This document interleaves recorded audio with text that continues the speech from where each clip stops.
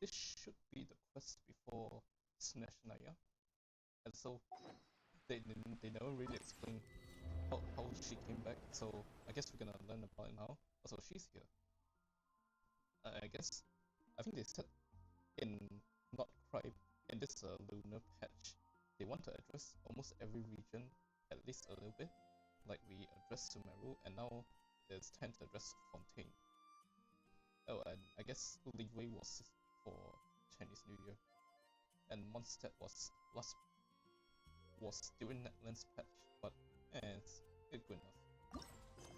It's Fontaine of it. I wanna have you might run this for old friends. I wonder why.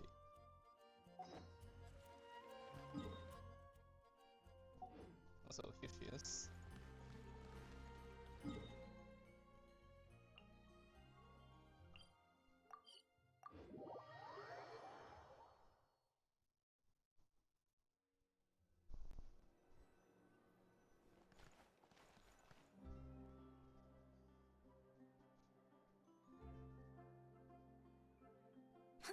See?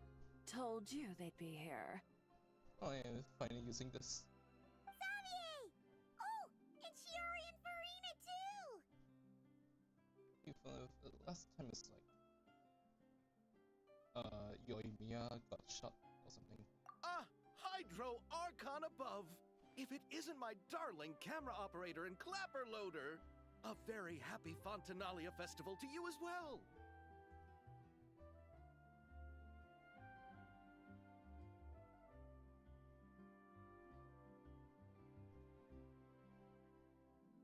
I'm guessing you came back to celebrate with us?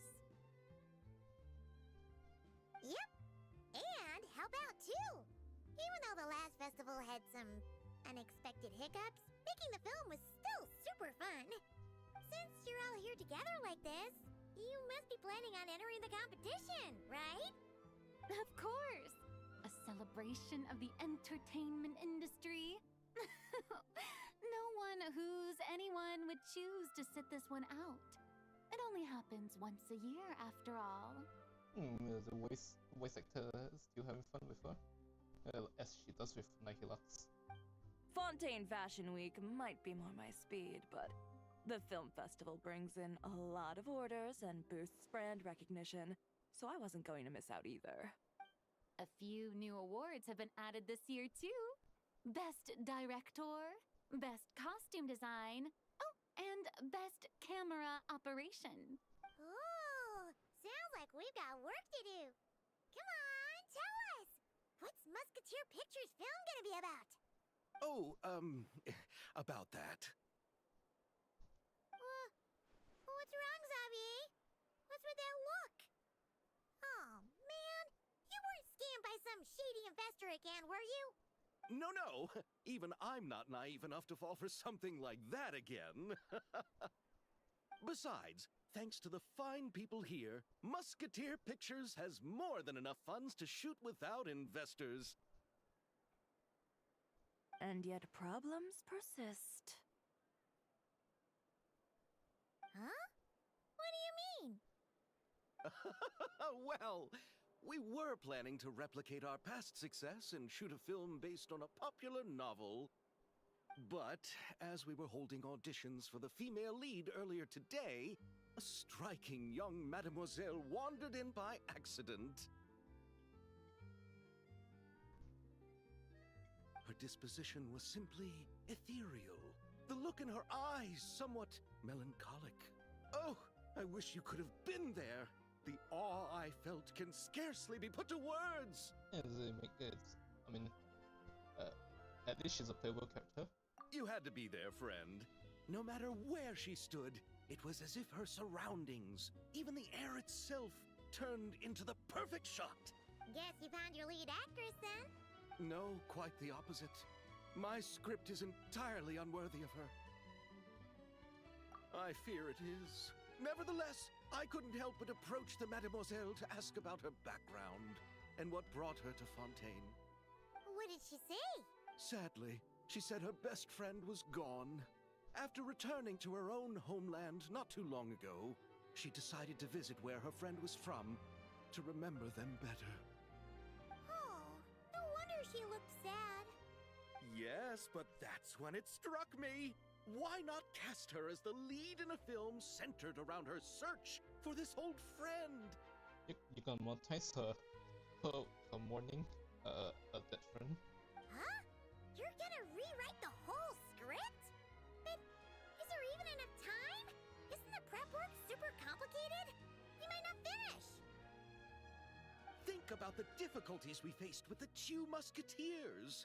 We had to start from scratch back then, too. I'd say we're ahead of the game this time. Guess so, but Don't worry, Paimon.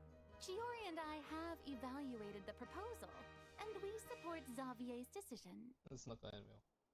I won't really need to start on the costumes until the cast is finalized, so it's not too much extra work for me.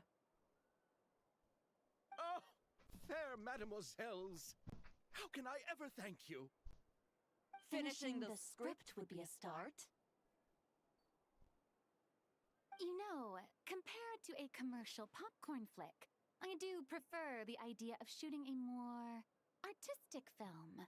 One that leaves a profound and lingering impact in the hearts of the audience. I agree.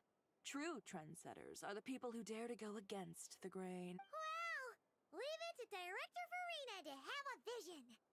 Honestly, though, the artistic passion of everyone at Musketeer Pictures is inspiring. Anyway, now that we've heard so much about this lead actress, Paimon's gotta know who it is! It's this weird camera angle when it's like when we approached them just now. Columbina! What are you doing here? Hello. I was just walking past when I heard you talking about me, so I came over. Huh? You know Miss Columbina? Is the whole thing happened all in not cry. Of course! Wait a second. Does this mean Columbina is the actress who inspired the whole rewrite?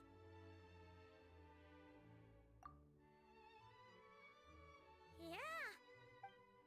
Wait,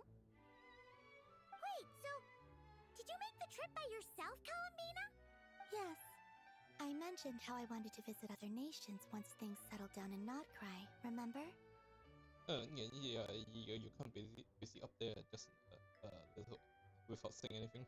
So I went to the curatorium to ask Never for advice. She told me about the film festival in Fontaine and said it might be fun to visit. I spoke to Lauma before I left too, and she thought it was a great idea to get out for a bit. It's just, I received quite different travel advice from the two of them. Oh? How so? Well, Lauma told me to go out and experience new things and make new friends. What a wonderful suggestion. That's how a trip should be. Yeah, she's friendly now. What about Nefer? She said, don't trust anyone and don't talk to strangers. Yep, that sounds like her. I can understand that too. It shows this Nefer cares about you a great deal, Miss Columbina. Maybe I'm remembering I thought she knows Nefer. Yes, so I plan on combining their advice. All I need to do is turn strangers into friends, and then I can talk to them. Huh. That kinda makes sense. But also, not. Hey, Chiori. Oh, look who's back. Happy Fontanalia Festival, you two. Didn't you shoot Yoimiya in the back? Oh, looks like we have a superstar in our midst. How about an autograph, Big Shot?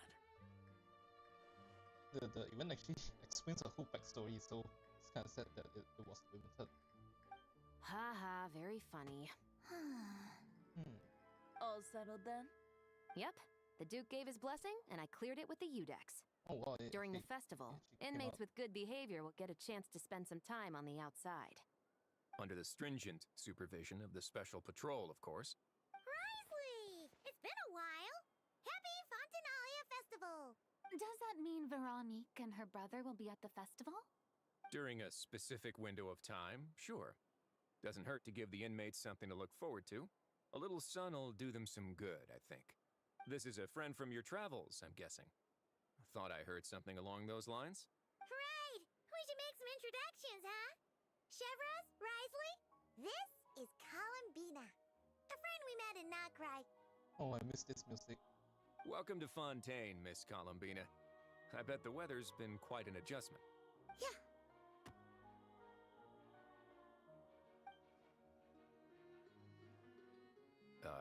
And not the good kind, I take it. No, I quite like it. It's a lot warmer than Not Cry. Then what was the punch for? Oh, should I not have done that? The flowers that bloom here are so vibrant, and the people are so kind. I just wanted to become friends as fast as possible. Ah, so that was meant as a gesture of friendship. Is that right, Miss Columbina? Mm-hmm. Isn't that what friends do? Right. Might have been a bit premature in this instance, though. Your friend here is quite the character. Just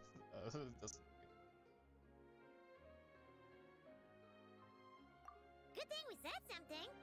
You weren't seriously gonna go around punching every single person in Fontaine, were you?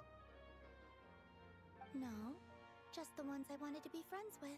That's not... what Paimon's trying to say is, maybe keep the punches to a minimum until after you're friends with someone. If you say so. You're quite the character, Miss Columbina. So, are we friends? Of course. Any friend of the Traveler is a friend of mine. Yeah. Oof. When it comes to friends, you sure know how to pick 'em. So Miss Columbina is the lead actress I've been hearing so much about. The whole thing about her aura is starting to make more sense. You gonna be part of the film this time too, Shivers? That was the plan.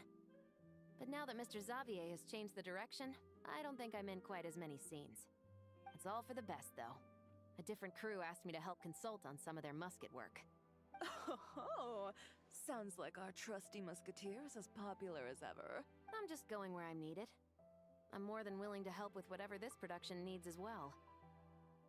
Ah, well, speaking of, would you happen to know if there are scenic locations around the court of Fontaine that other crews haven't booked? The festival's pretty popular this year, so there's not a lot left. You might just have to talk it over with the other productions and see if they'll let you squeeze in here and there. I see. Having trouble finding a filming location? Yes, we made a last-minute decision to go down a different route, so the indoor locations we reserved are no longer a good fit. And it looks like all of the best outdoor spots have been taken. not yet. You know, I might know a place. Good views, good atmosphere, and no production team has snatched it up. Yeah, outside of Fontaine. That sounds perfect! Where is it? You want me to reveal it just like that? As much as that's... You go do that, and Director Farina and I will take Miss Columbina around the city to discuss lighting and styling. Is that all right with you, Miss Columbina? Traveler? Go ahead, go make news. You can trust this view. And go have fun. Yeah, everyone here is our friend. So don't worry about a thing and just focus on enjoying your trip. Okay. All right, then the Traveler and I will go check out this potential filming location. It might even give me some inspiration for the new script. I'll leave this to the Duke then. Until later, everyone. Maybe we'll run into each other on set. Okay then. Lead the way, Risley. Paimon's not built for suspense. Let's get this show on the road. Who said anything about roads? Huh? Should be. Should.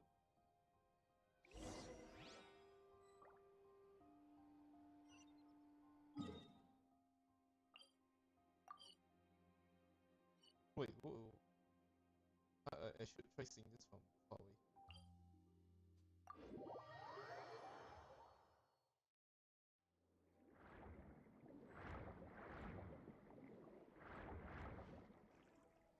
Okay, yes. It's just up in the tunnel.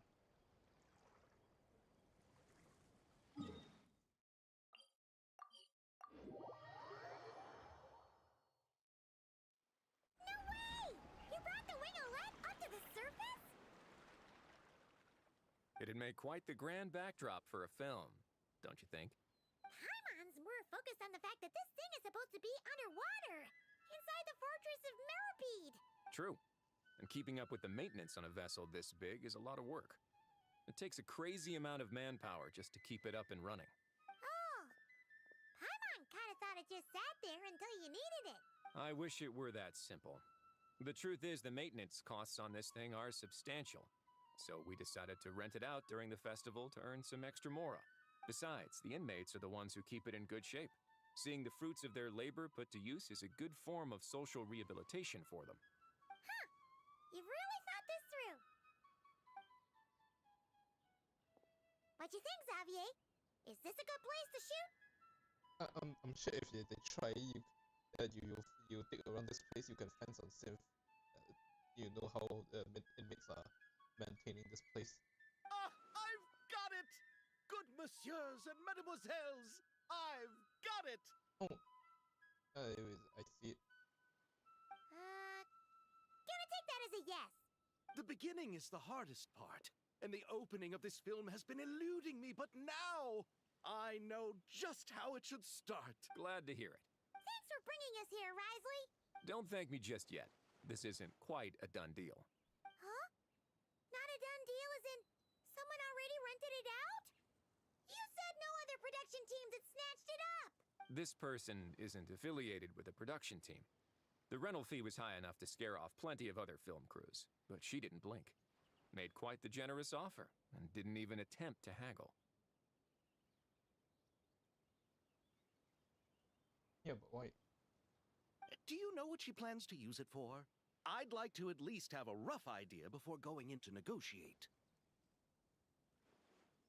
I didn't ask for the details, but I did see what looked like a fishing permit and a business license on her desk. My guess is she's planning on using it for some kind of restaurant or aquarium. A floating restaurant is sure to attract people, but an aquarium sounds cool too. The views from the ship make it a great spot for a date. The winglet might not be under my command right now, but it's always nice to see her admired.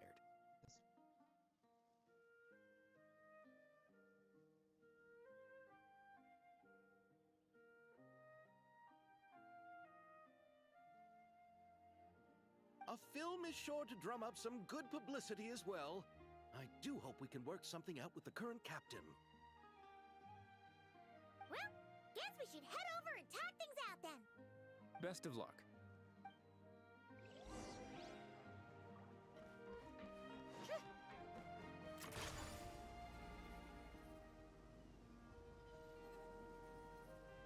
Oh, nothing here.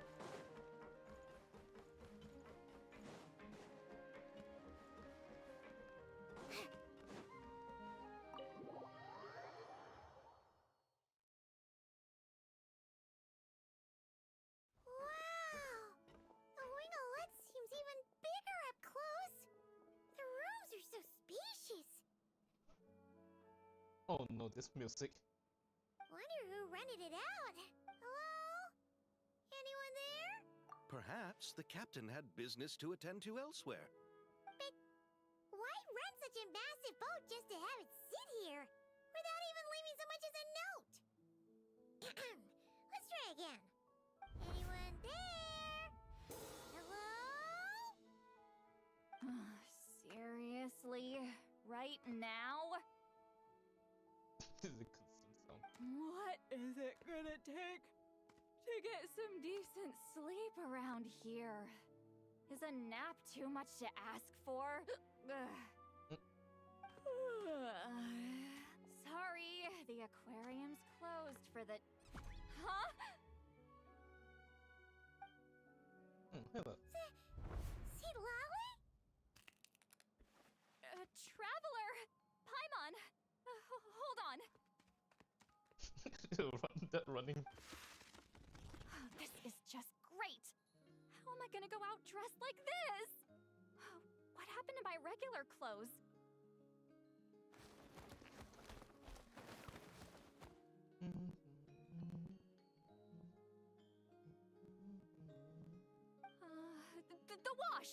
put them in the wash after I drank too much and fell into the fountain. Oh, this can't be happening. Am I seriously gonna go out like this? Think we might have caught her at a bad time. Lolly. I don't want to hear it. Hey there. Hear what?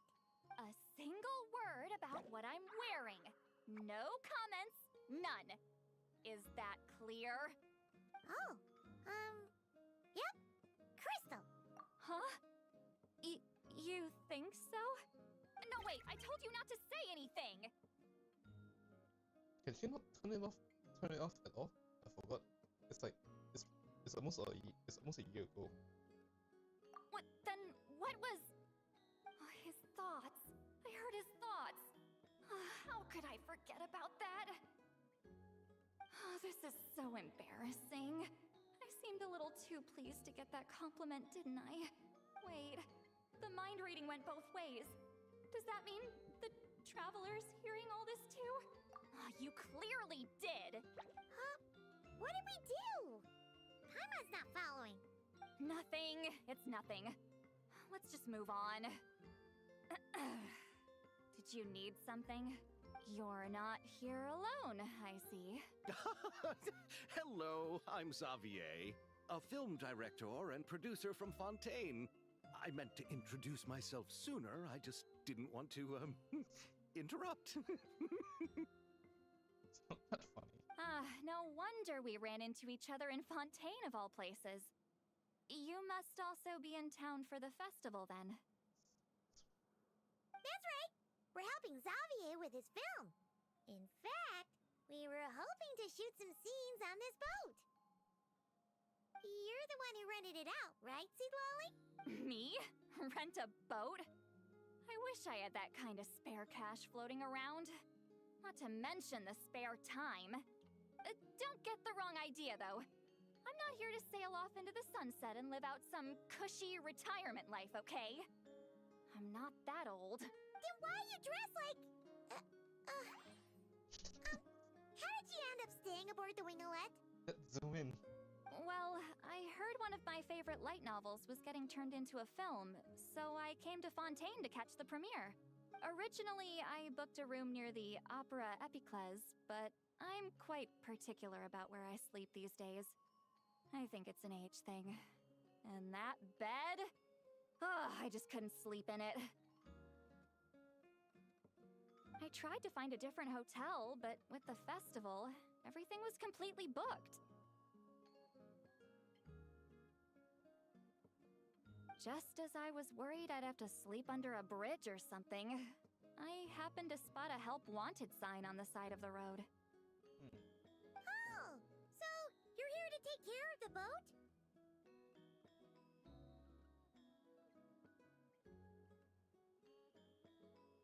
No, I was hired to man the front desk. The pay is a bit low, but food and drinks are covered. And it includes room and board during the festival. Plus, the job is simple. So I thought I'd give it a shot. Wow! They actually thought you'd be a good fit, huh? What? You don't think I'm cut out for it? All I have to do is tell people the aquarium isn't open yet. Other than that, I'm free to do whatever I want. It's a pretty sweet gig. That's all? Yeah, I was also kinda shocked. But it's not a lie. Head downstairs and see for yourselves. There's nothing but empty tanks. Not a marine animal in sight. Did your boss mention anything about being open to film crews using this space? Our production was hoping to film on the deck for a few scenes. No. That never came up. You could just ask her. Oh, she's around? What kind of person is she? We should know what we're heading into. She's nice enough, I suppose. Pretty reasonable, too. Even offered for me to move to a bigger cabin if I was too cramped. Back at the Masters of the Nightwind, I'm used to being the one giving orders. But working under her doesn't feel like being bossed around. She seems to respect what I think. Wow, she sounds like a great boss. She did tell me she'd rather not be disturbed, though. She's been working on an important project, so I'd keep it brief. I'm starting to think this is not actually an aquarium. Got it. Thanks for the heads up. All right, the captain's quarters are this way. I can take... Wait. But I'm wearing... Ugh, whatever. I doubt she'll care. Just follow me. Miss Guillotin? These visitors were hoping to ask you about something.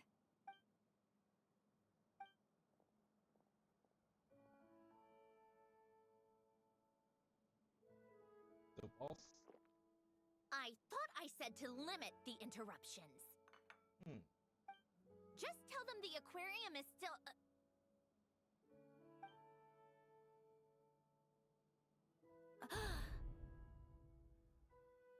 Oh, they actually detail her eyes. I see that, people. Sandrone? You're here! Huh? You know each other? Are you okay, Sandrone? Do you still remember us? Everyone was so upset after what happened. Miss Seat Lolly, why don't you escort this gentleman to the reception area for a cup of tea? I have something to discuss with these two in private. Ah, I see. Right this way, Mr. Xavier.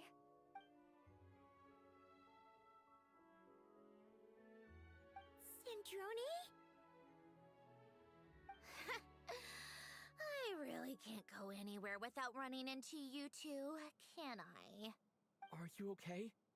During the battle, your core... It was... That was like, I don't know, 5 months ago.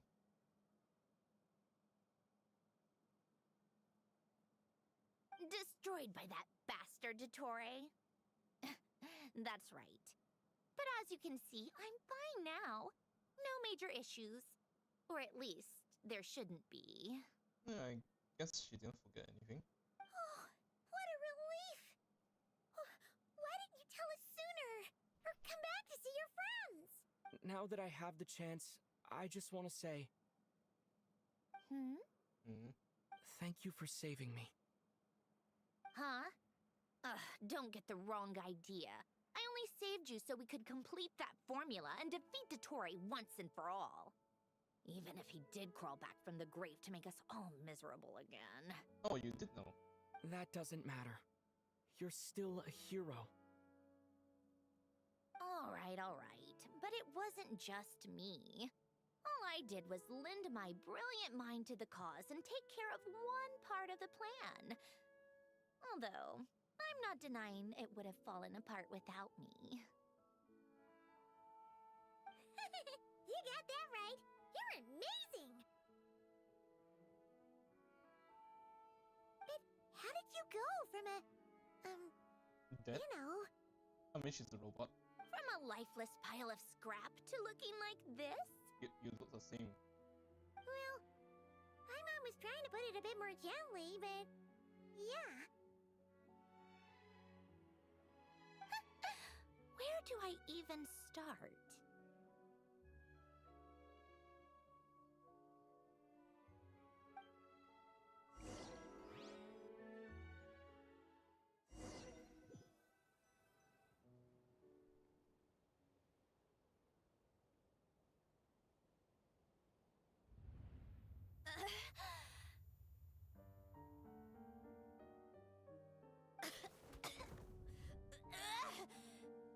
Oh, she just wakes up like this? Curse it all! Where am I? Did we do it? How much Okay. time has passed? Okay, I can see why I'm not they don't want to in use that this model. lunatic's experimental labs, am I? Wait, Fontanian decor. Books from the Research Institute. Phew. One thing at a time. Okay, she at least planned all this. Initiate self-diagnostics. Assess the extent of the damage. Cut power to compromised, non-essential components. Then reconstruct available action modules. Okay, so she didn't really die. She just got knocked out and then she woke back up. Then she started to change her look a little. Severe damage to the core. Dottore, you bastard.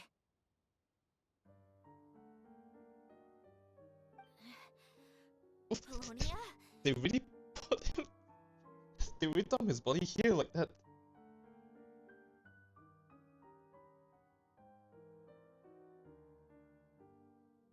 Is there really no one here?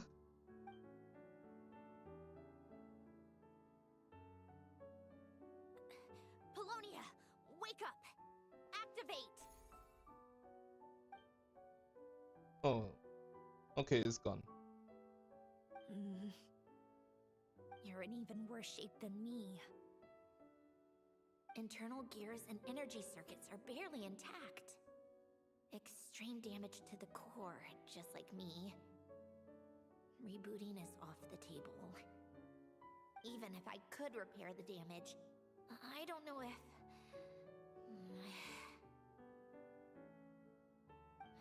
You used up all your critical energy in those final moments, didn't you? To protect the core of that guy in the hat, and the numerological array. I almost forgot who this guy is. Because he's also wearing a hat. Wait, the array.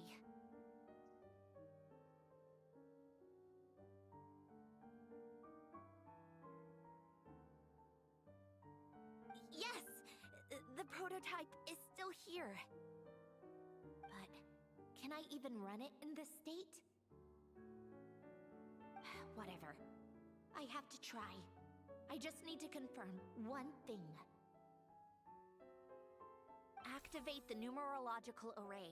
Oh, her wound is still there. Connect the computing core to my body. Yeah, it's not gonna work. Just like I thought. It needs too much computing power.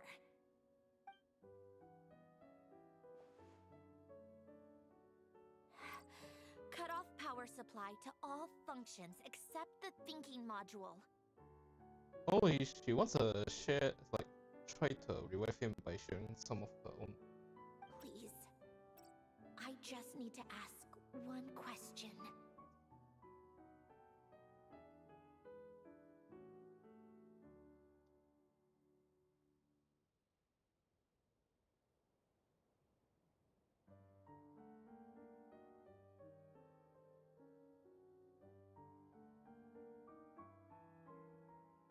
Initiate query regarding the 3 moon sisters. How many living moon goddesses are there in possession of the Trilunar Authority?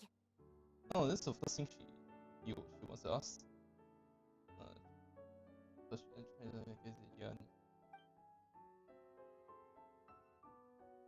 One. It worked. You did it, Columbina. You made it back. But how did I survive? The self-diagnostics showed damage severe enough to shut me down for good. What triggered the reboot? A built-in message. Only visible after a core reboot. The final gift. Alin! Were you the one who gave me the second chance? So if she dies in Slash Naya, there's no third chance. But why now? What activated it? What is that? A vision? Wait, no. It's a stellar linchpin?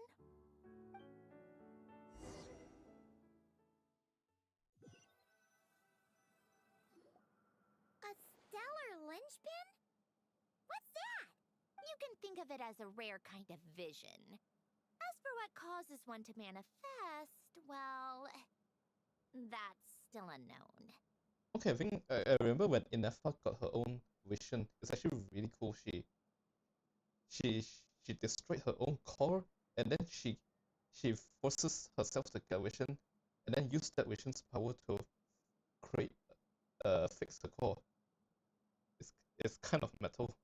But in Snezhnaya, or in Afatui's research at least, it's believed to have some connection to the third descender. The third descender? We knew his remains were used to create the Gnosis, but this is the first we're hearing about a stellar linchpin. Everyone in Snezhnaya has it. You knew about the remains? Right, of course. Look who I'm talking to. Yes, the Heavenly Principles used the remains of the third descender to create the 7 Gnosis as a means to consolidate the Archon system. Pay attention, class. This will be in exam next week. Visions result from that same system, so extrapolating from there, it's clear that the manifestation of a vision is also, to some extent, related to the third descender. Still following? So not just Gnosis. I mean, to be fair, the Archons give away Gnosis, so more or less. Archons give away vision, so more or less, yeah, it kind of makes sense. It's connected to Gnosis. For those that wield them, visions serve as a means to channel elemental power. The same is true of stellar linchpins. The difference is that, when wielding elemental energy, stellar linchpin users often exhibit a unique kind of power that seems to come from beyond to that. She's using alien powers right now. It's believed that, when a stellar linchpin manifests, impurities from the remains of the third descender get fixed in place. Hence, the name. That's also believed to be the source of the strange power I just mentioned.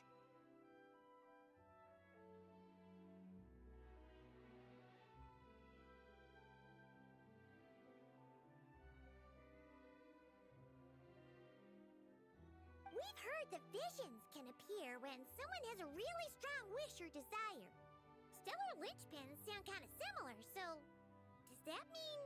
If a robot can kill herself and then use a vision to repair herself, then yeah, it's kind of bonkers.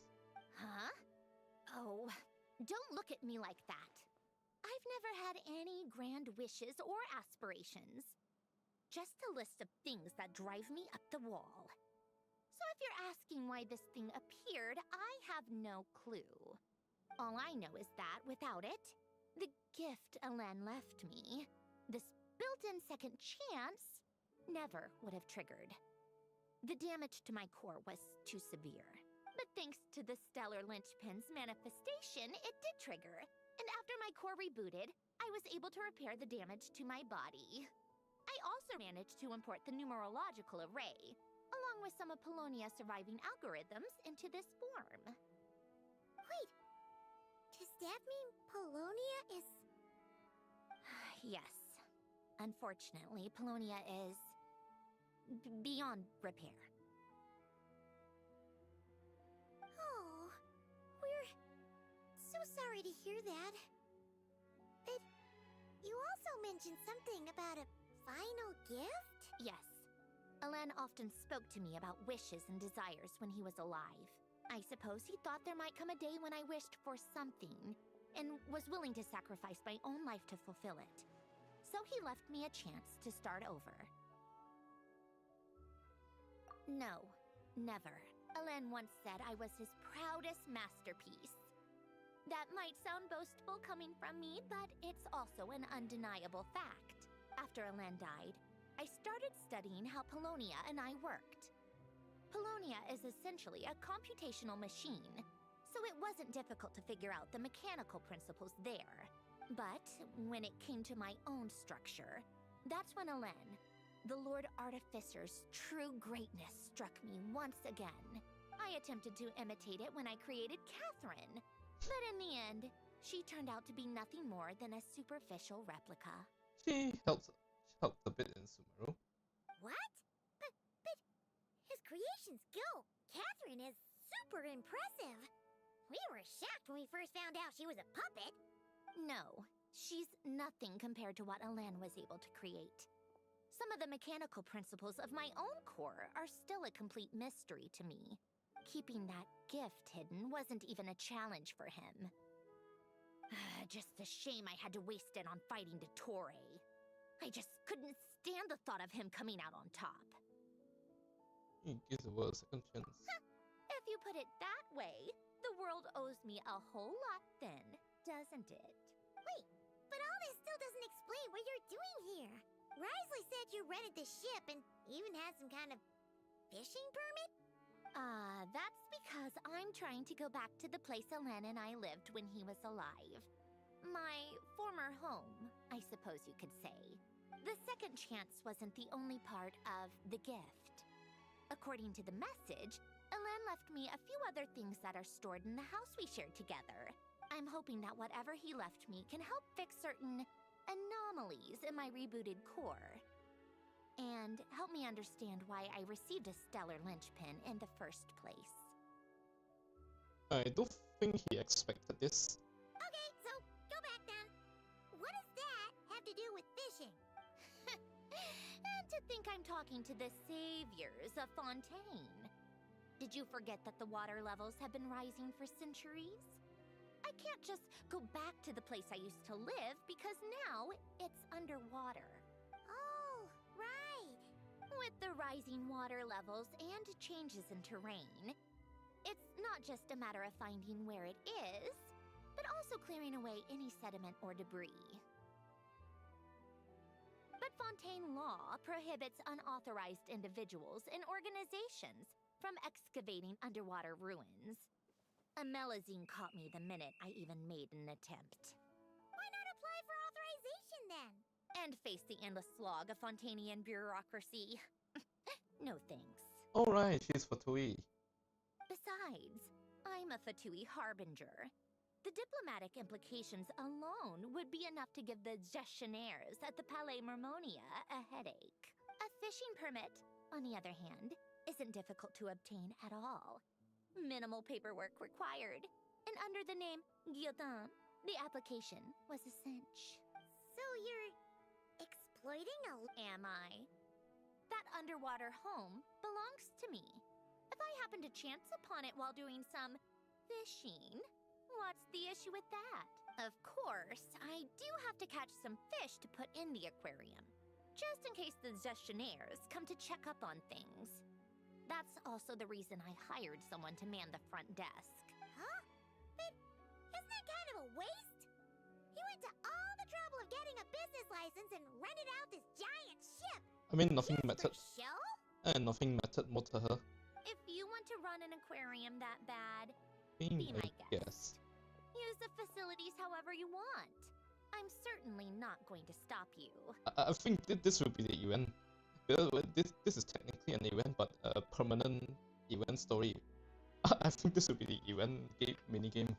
All I want is to go back home and see what other gifts Alain wanted me to inherit. Hold on. Enough about me. What are you two even doing here? Oh, it's spill the beans about who who is here.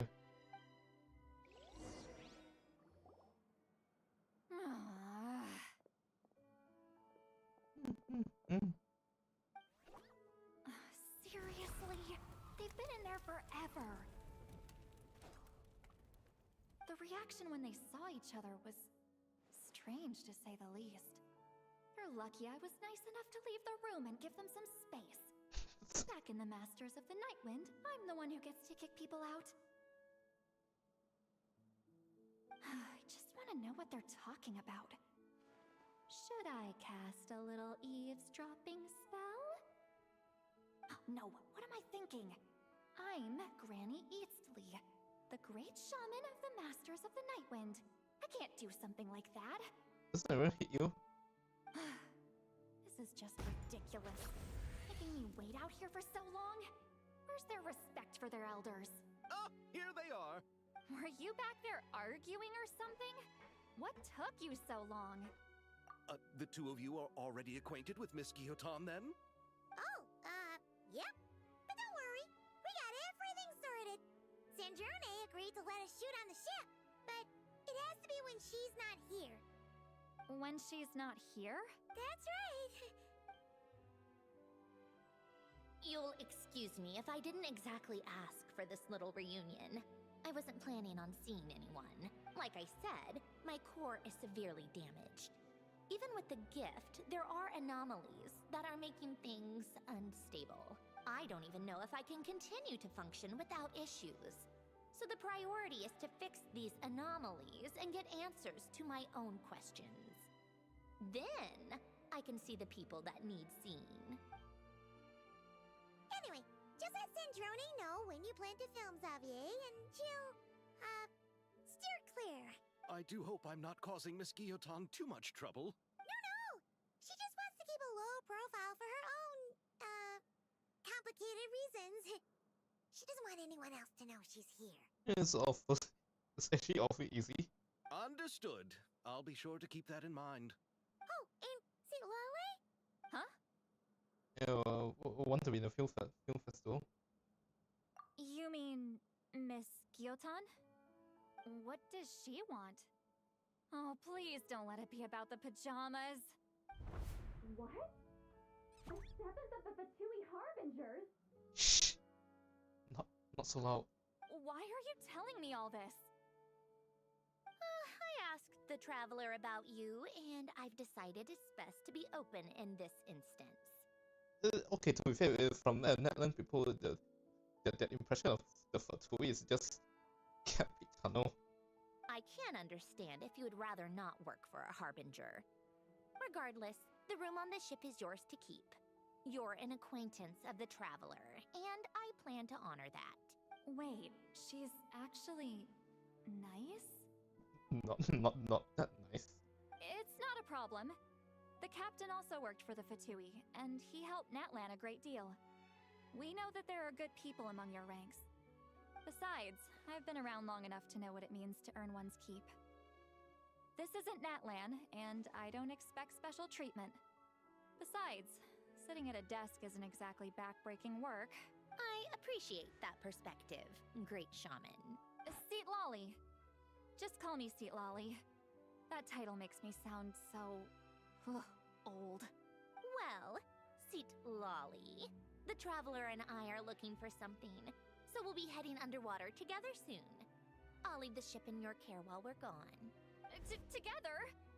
How often? Not too often. We're heading out in a bit, but I'll be available if you need something. You couldn't, go alone?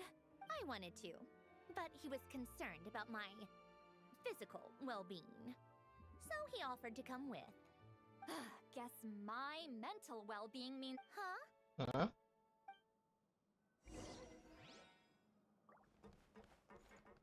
Just be quick about the whole thing, okay?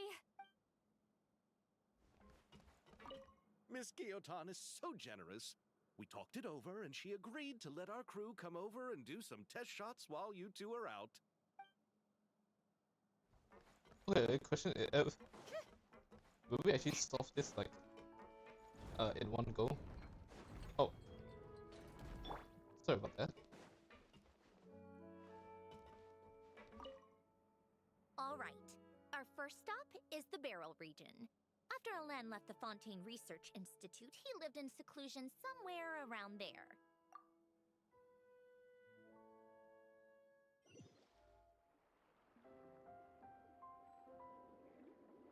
Huh.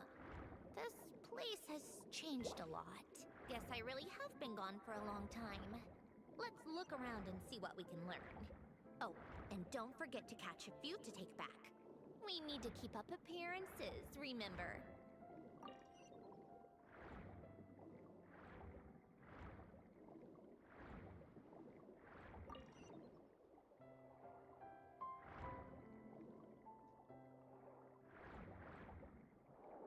Oh, we're actually doing work.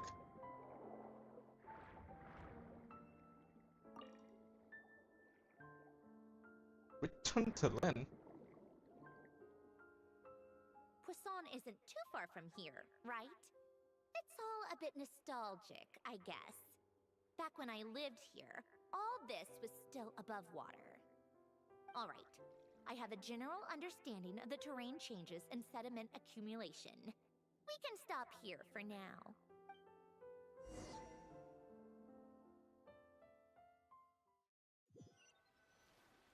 Actually, I need to do something first.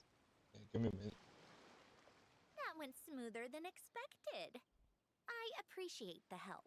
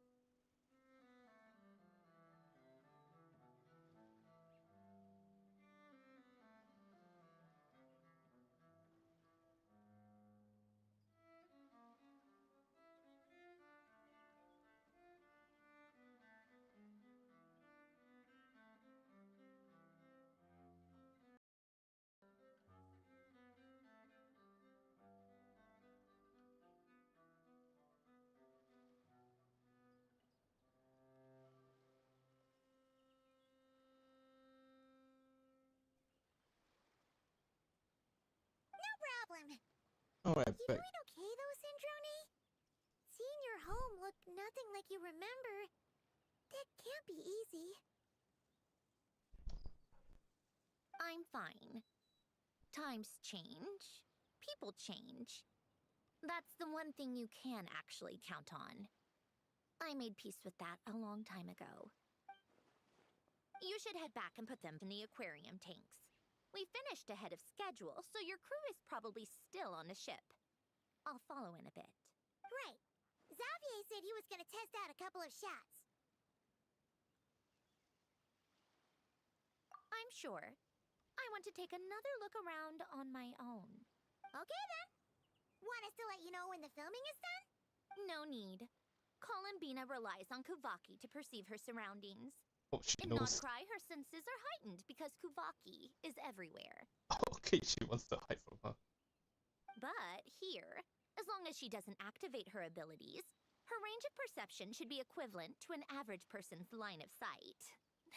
I figured that out back in Snezhnaya. That's oddly specific. I have hiding from her down to a science. So, what? Things might be a bit different now that she's merged with the Moon Sisters, but I doubt there's been a drastic change. Okay, why are you so proud about it? The point is, you two can head back. Don't worry about me. Okay, if you say so. Come find us on the ship if you need anything. She rather not.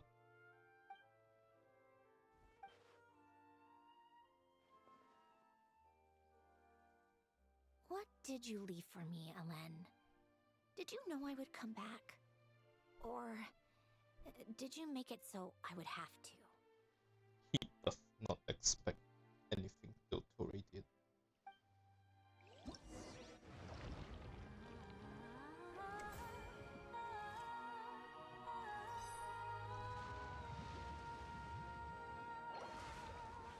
Okay, it's actual event UI.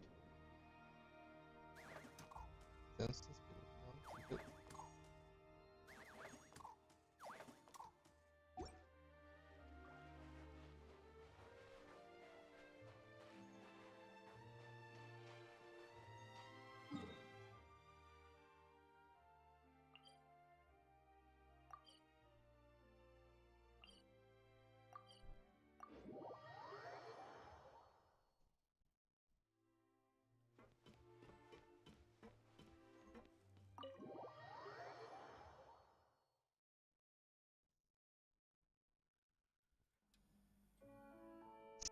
Okay, someone already died. We're back! Shh! Quiet on set! They're filming over there. Oops, sorry.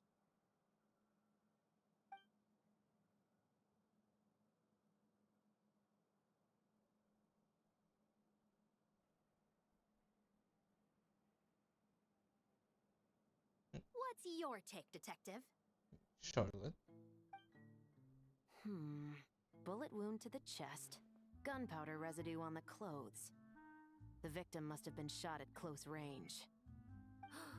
You think it was someone they knew? Yes. It's possible the suspect arranged for them to meet at this very spot. A reasonable deduction. But you're overlooking a crucial clue. What? The victim's pocket watch is missing. And cut! I think we got it! Good work, everyone! Phew, finally. Acting was nerve-wracking for me when I first tried it too. Just loosen up, and you'll get used to it in no time. Chevres! Charlotte! Oh, hello there, you two! You're filming here too? Oh, so Charlotte's crew must have been the one that asked you to help out, huh, Chevres? Yep. They heard about a potential filming location and wanted to come check it out. But when we got here, your crew had already beaten us to it. Luckily, Xavier and our director, Lapine Pauline, go way back. In the end, we agreed to just share each other's filming locations. Considering all the last-minute changes, that's just what Musketeer Pictures needed. For sure! Based off the scene just now, you must be the star of the film, Charlotte! You bet! This detective costume really suits me, don't you think? Oh, for sure. You're already right at home lurking in the shadows taking pictures of this and that. Add a notepad and you're practically method. Thanks, Miss Chiori. I appreciate the compliment. That didn't sound much like a compliment to Paimon. So this is a film set? It looks like a very happy place. Wait, what does murder mystery have to do with her? This must all be quite new to you, Miss Columbina. Yes. I watched a few films with a friend once, but she thought there was no point if I wouldn't open my eyes. So she stopped inviting me. Wait, really? Looks like I missed out on a lot. True. But being an actor seems like a tough job. Huh? Most people would swap lives with an actor in a heartbeat. The lifestyle is so glamorous, and the pay is more than generous. But they have to act out lives that aren't their own, with the whole world watching on in judgment. If they don't do it justice, it must feel like they're letting people down. That's exactly how it feels. This young lady has quite the unique perspective. Well, that's true. But these actors are here because they want to be and they think it's fun. Most of them, at least. Not to mention, the film we're shooting is based entirely on you, Miss Columbina. You just need to be true to yourself. I don't have to pretend to be someone I'm not? Yeah, they're really like the they're not really a bit on the nose there. Not at all. Authenticity is what we're after. For example, this first scene opens with you on the boat, sailing to your friend's homeland. You just need to think about that moment in the story and picture how you would feel. Oh, okay. We're all here? Wonderful! Let's head to the deck and get shooting. Oh, and this is for you, dear Paimon. Your clapperboard. Whoa! Is this the same one Paimon used for the Two Musketeers? The very same. I saved it just for you. Thanks, Xavier! Feels like being reunited with an old friend. Of course! That said, I have a different job in mind for you this time, traveler. Our film is focusing on a single protagonist, so conveying the subtle changes in her state of mind is of the utmost importance. In addition to the actor's own performance, another way we can convey that is through lighting. Huh? But there's already a lighting specialist, isn't there? Yes, but it's clear the traveler and Miss Columbina share a deep bond.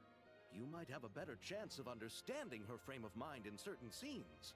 Oh, that makes sense. So, what do you say? Willing to take on the role of lighting specialist? Then we'll combine them! You can be the chief lighting and camera specialist! It's settled! I leave the job of translating our leading lady's inner thoughts in your capable hands.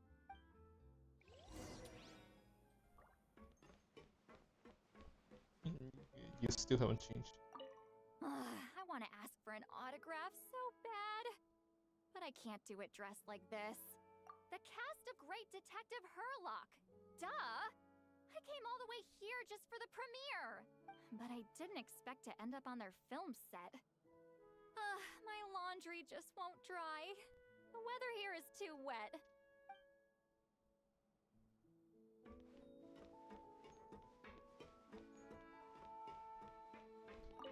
Oh, I didn't expect to run into you two on set. Happy Fontanalia Festival. Nice acting back there, Charlotte. Thanks.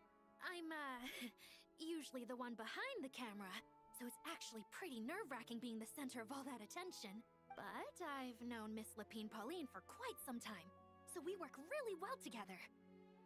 Miss Lapine Pauline prefers to assign roles based on our own personalities. She'll even adjust the script to make it a better fit. The scene from earlier was just me and Chevres, but Navi and Emily are also going to be taking part. Oh, I think this is my first time we see her outside in the main story. But I guess this is not really a main story. Ooh, that's quite the lineup. Your film's leading lady also seems like quite the score. Just on first impressions alone, it's clear she's someone special. Guess we'll just have to wait and see who wins Best Picture and gets to go home with the Farina Award.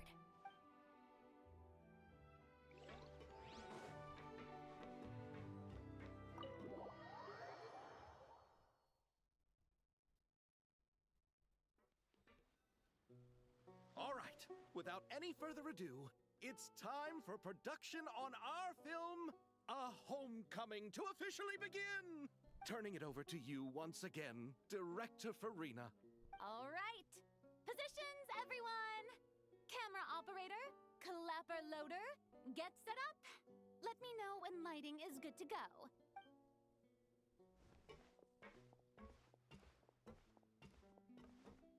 All you need to worry about, Miss Columbina, is hitting your mark. Other than that, just focus on immersing yourself in the emotions of the moment. Okay. Good. Lighting, are we ready?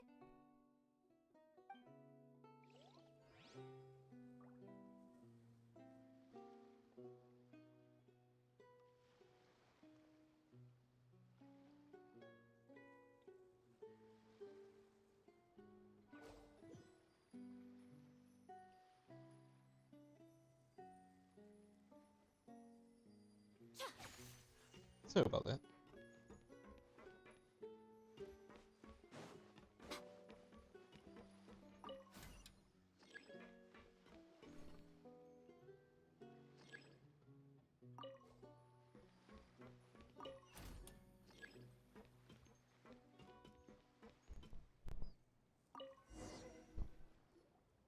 Ready. All right, quiet on set. 3, 2, 1, action!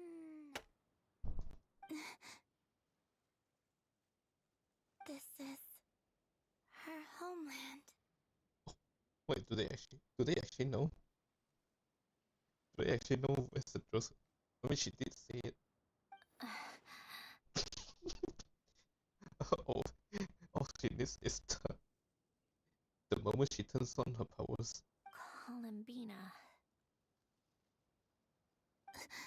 Cut! The emotions I'm looking for were definitely there. Let's just try to keep it a bit more natural. Oh, but definitely keep that gesture at the end. I loved how real it felt. You looked genuinely moved. All right, if you're ready, let's go for another take. Miss Columbina? Columbina? That presence. It kind of felt like Oh boy. Sandrone?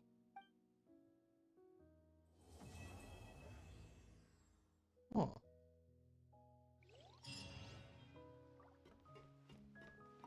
Terrific performance, Miss Columbina! Truly excellent work.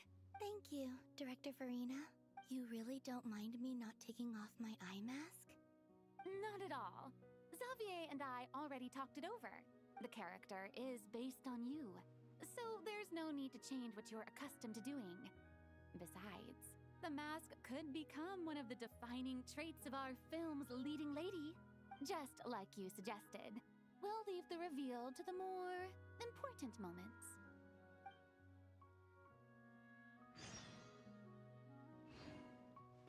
Okay, it's constructed like an anime.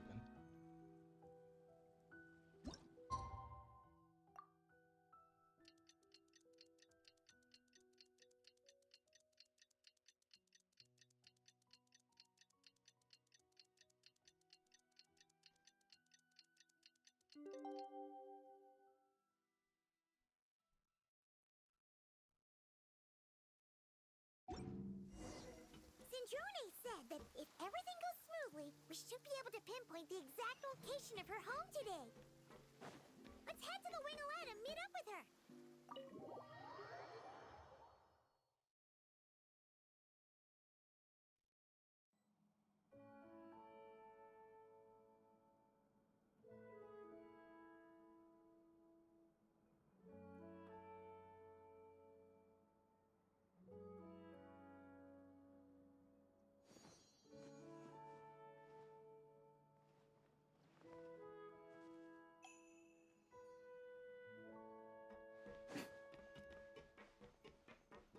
Right.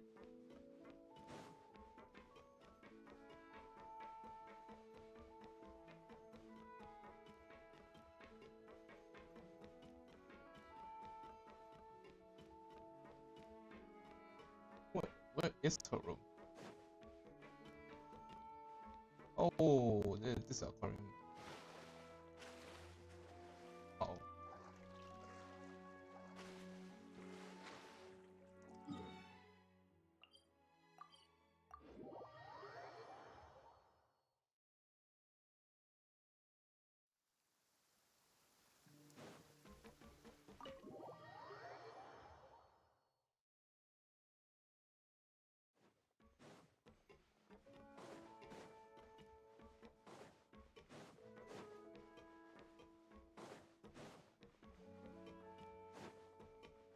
Oh wow, we got a lot.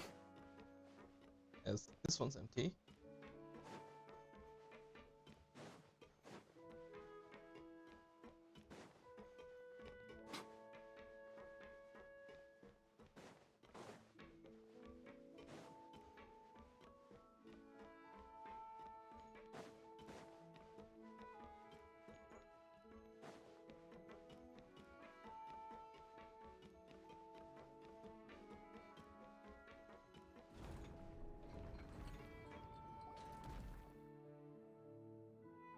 You're here. We should get going then. Xavier and the others should be filming soon. How's it going? Have you managed to figure out the location of your home yet? I've narrowed down a few potential locations. We just need to take a sample from each one. Once the equipment analyzes them, we should know the exact location and where to find the entrance.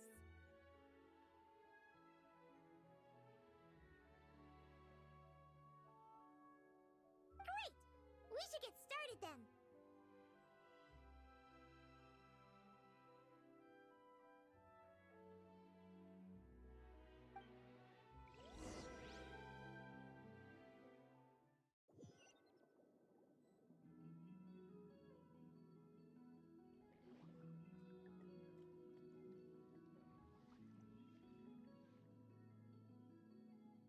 All right, let's get a move on.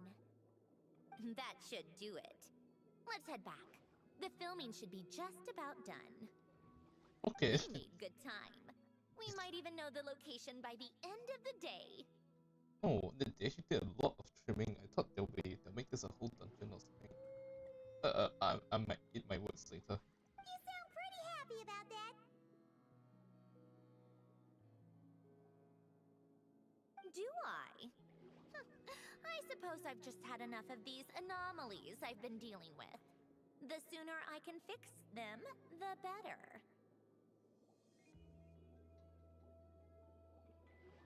Anyway, enough chit-chat.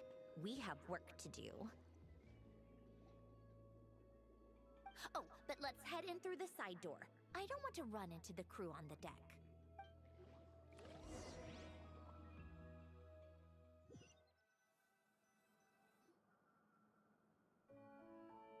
All right. Now we just need to wait for the results. Since we have some time to kill, I suppose I might as well see how this aquarium of yours is coming along. You seemed quite enthusiastic about it, after all. I haven't started it. I haven't started it, UN. It's really coming together.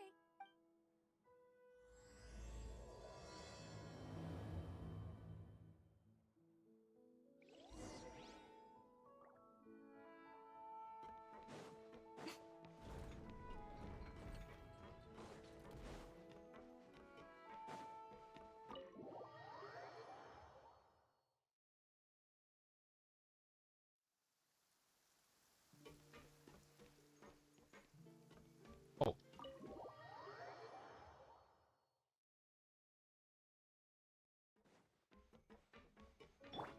Okay, see, this is a very funny interaction. How tiresome. Yeah. Yeah, basically this.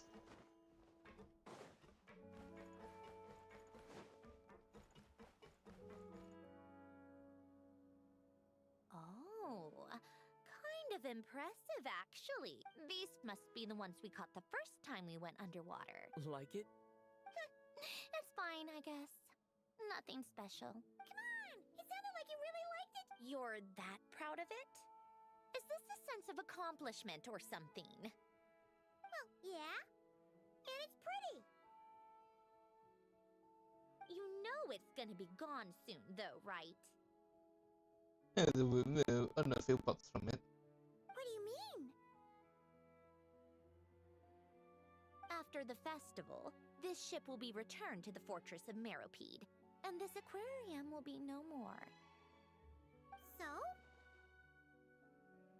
So, no matter how much work you put into this place, once the festival is over, it's all just going to disappear. Oh, are they really going to talk about this? I mean, isn't that all festivals, like, you put things up and then you take them down once the festival is over? But not making the most of it when we have the chance is an even bigger waste. But if you know it's all going to be gone one day, why even bother? Well, Okay, they're really going for that. They're really going for that storyline. Because you still get to keep the things you gain along the way. And those are things that can never be replaced. Doesn't that make losing them even harder? well, if you put it like that, but the happy memories we make along the way last forever. You just have to take a more glass half full perspective. Not to mention, everything we do here is gonna be on film, so it'll still live on in some shape or form. And when you look back on it, only happy memories will come to mind? Okay, yeah, she's a robot. Exactly. So it's about finding joy in the process itself. Traveler! You're back already? What's wrong with that? You say that like it's terrible news or something. How did you get here? I didn't see you on the deck. Oh, never mind. We need to help Miss Guillotin hide ASAP. The crew is heading over here to shoot any second. What? They should be done by now. There was a mishap earlier that cost them some time. I was waiting on deck so I could warn you the minute you showed up. Anyway, you should head back to the captain's cabin right away. They're gonna be here any minute now. Finally! That's a wrap for the scenes on the deck. Wouldn't have taken half as long if the wind hadn't snapped our equipment in two. Oh no, yeah. Change of plans then. You'll just have to hide. Hide? And where exactly am I supposed to do that? Oh, there's a box over there. You can get in that. Okay, she doesn't need air, so that's fine. Huh? You expect me to... Do I need my makeup done for the next scene? For the love of... Tracy? Maybe just a quick touch-up? Huh? Traveler and Paimon? What are you doing here? I thought you took the day off to take care of something. Huh? Oh, well, it didn't take as long as we were expecting, so we came back early. What about you guys? You're still not done shooting for the day? No, we ran into an issue that, set us back. It meant Miss Charlotte's crew wasn't able to wrap either. We both still have scenes to shoot in this aquarium. Oh, that's not ideal. For several reasons. Let us help then. The sooner we wrap, the sooner everyone can get some rest. All right. Thanks, you two. Miss Charlotte's crew can go first then. So If I'm not new. mistaken, you still have a night shoot later. Thanks, Director Farina! Of course. Fellow artists should help each other out where we can. Agreed. Well then, camera, lights, get set up. Actors, give your lines a quick once-over. Let's try to get this in one take. This won't notice if we try to. All right, places, everyone! And 3, 2, 1, action! It won't notice if we carry a box out of here, would they? So, the story ends like this. But when Duke St. Germanus departed, he clearly said that everything was beyond redemption. Huh? That sounds familiar. Wait, it's from that novel I came across while researching the numerological array. He's only a genius when it comes to mechanics. And everything else, he's just an ordinary person. Uh-oh. Huh? What was that noise? Whatever, I'll just fix it in post. Miss Jacoba, please don't speak as if I were the accomplice. Not so hard. This box isn't sturdy enough for that. This is why I keep saying, don't put too much trust in Clockwork Mecha. Unlike humans, machines don't have a heart.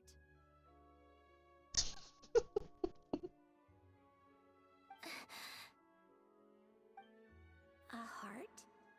That's right. It's what's on the inside. It's also referred to as someone's soul, or likened to free will. You can think of it as a person's core, what makes them unique. In general, though, people don't believe machines are capable of having a soul. You said my emotion module was faultless. It is, but that's not quite the same thing. Do you think I have one then? A heart? I don't think so. I know so. The question is, do you recognize it within yourself? That's where you're wrong. I can't believe this. Forcing me to hide in a box and listen to this drivel. Me. In the end, clocks tick through tranquil years. Fish swim in crystalline The way she- springs. First, the way she talks is like she over-enunciates the words. Kind of like high ceilings. No matter how grand a dream is, it will fade away like this. Forlorn, wordless, silent. And cut. That was a long one. What did you think? If she makes them do another take, I'm going to flip a lid. And not just the one to this box. Oh, there were some weird audio things going on, but acting-wise, it was great. It's a keeper. Her sensory prowess are better, stronger than everyone else. Perfect! That means I can get out of this box. It's our turn. Camera operator, set up for the next scene.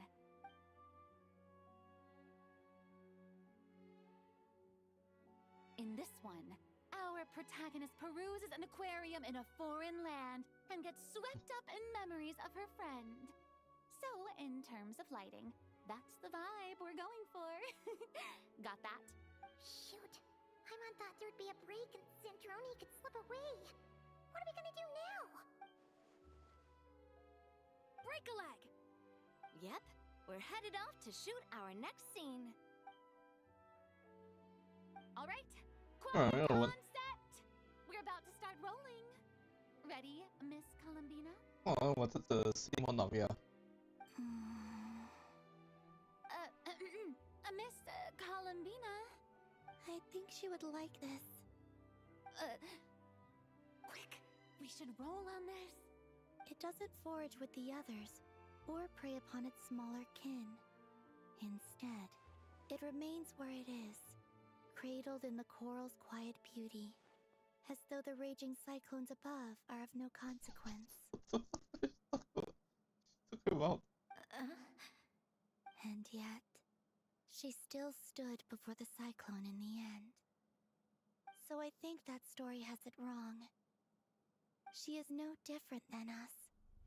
She has a heart. Columbina. Hmm?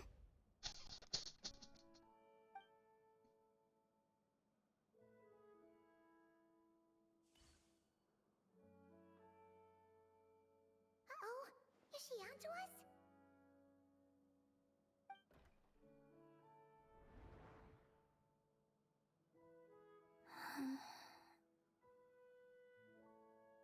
What is she doing?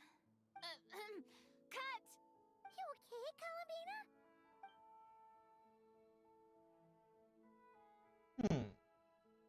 Hmm? Oh, yes. I just thought... Why don't we take a short break? It's been a long day of shooting so far. That last take was beautifully organic, though. We can use it as is. No need to go again. Thanks, Director Farina. But I'm fine to continue. You're sure? In that case, let's shoot some quick B-roll. Then we can move to our next outdoor scene.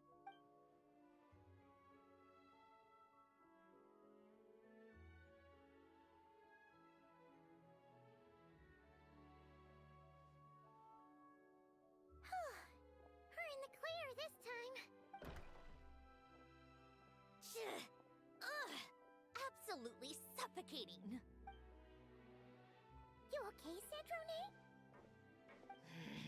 Right as rain. Good as gold. Come on, let's go check the test results. Oh, Elaine said that line just now. It's time for me to go home.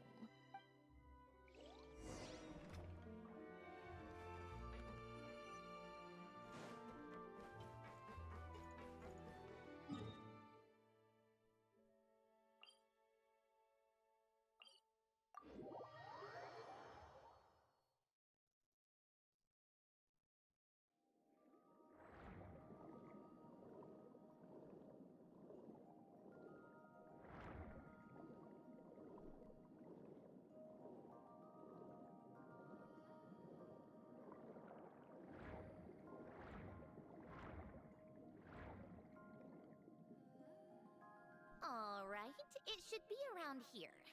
Give me some space. I'll activate the water insulating mechanism.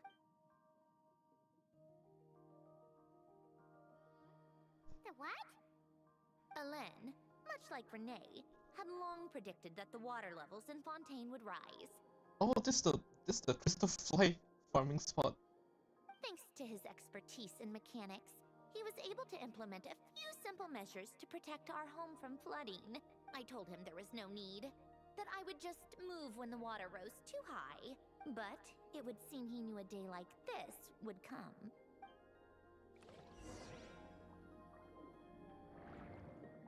All right, the silt has been cleared away.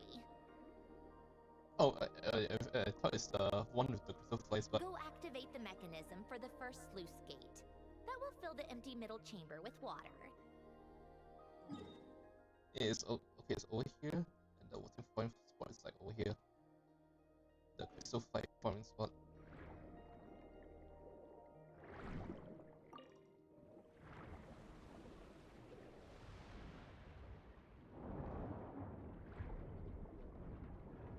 All right, now Now turn on the drainage mechanism in front of the second sluice gate, and this chamber will become empty once again. Wow.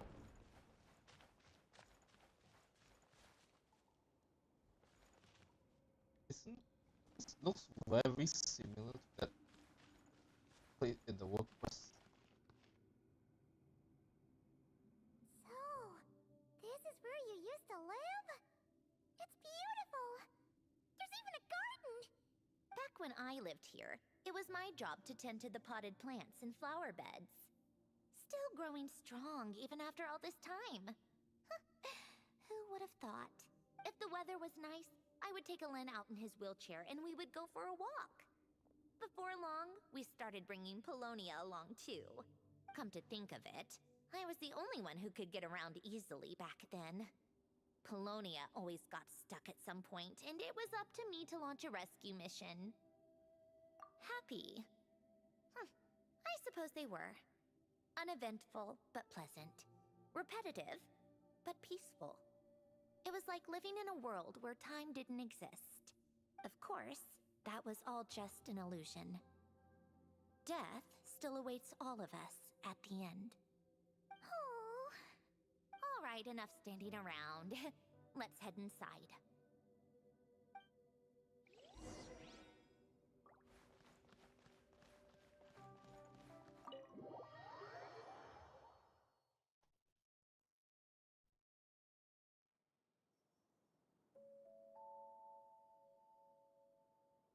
Yep, this place is exactly how I left it. Nothing has changed. What is it? Huh? How did you get... Oh, Arlecchino gave it to you, didn't she? So the one entry, Rosaline is dead. And you... read the whole thing. Just so you know, a lot of that was written a long time ago. At that very desk, to be exact. I don't think it's a long time ago that Signora died. I don't think that was a long time ago. Anyway, since you've already read it, you should just hold on to it. I can always start a new one. Well, feel free to look around. I'm going to start looking for the gift Alen mentioned. I don't think there is a gift. Oh, but be Without careful with the hyping it stuff up. around here. I'm not saying you can't touch anything. Just try not to choke on the dust. A warm hearth.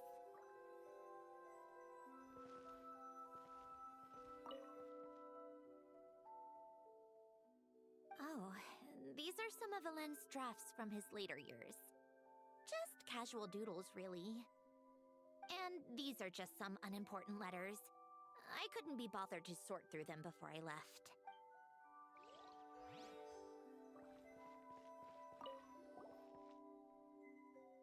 Oh, they got all the... Wait, the people in this picture look kind of familiar. Oh, this was taken when Alen and Renee were both still at the Fontaine Research Institute. Before their falling out. In his later years, Alen would often sit by the fireplace and stare at this picture, wearing an expression somewhere between guilt and longing. Okay, she doesn't look like Centrally anymore. He said he sometimes regretted not helping his friend when he needed it most. Even if just to stop him.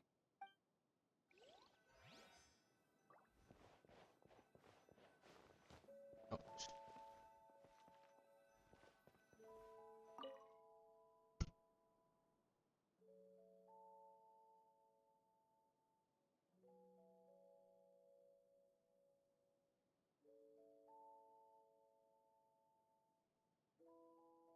Oh, I played with these when I was little. During the first few months after I was created, I mean. At first, Alen and I would play together, but it didn't take long for me to become unbeatable. So, Polonia and I played together instead. Yeah, these don't look like Paimon's kind of games. Logic and math puzzles? Those happen to be my specialty. It's been so long. What do you say? Should we play a few rounds? Let's go with this one. The gears on the left are stacked from largest to smallest. The goal is to move them to the other side in the fewest number of moves. Just remember, you can't stack a bigger gear on top of a smaller one.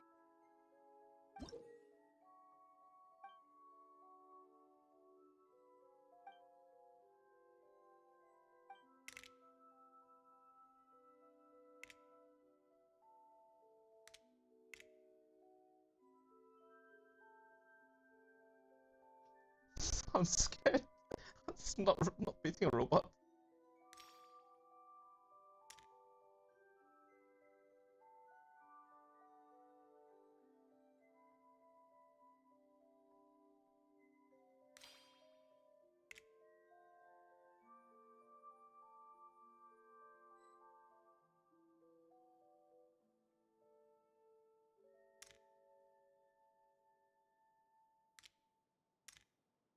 Huh?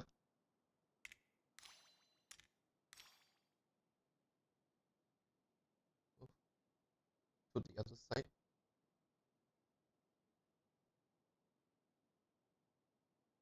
It's been cut somehow, did you? No? No?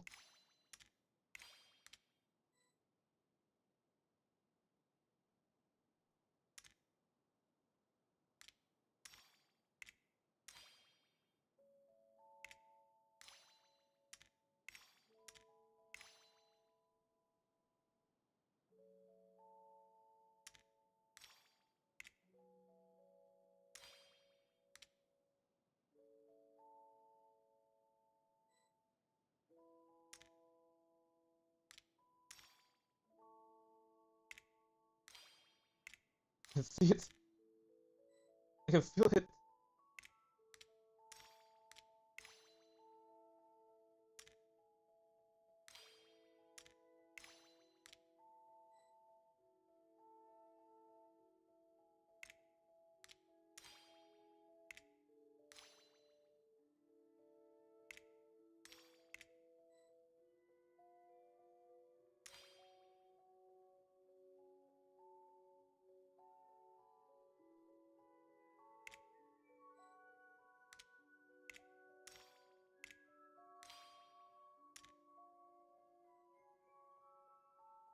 Oh no, I'm just starting from scratch.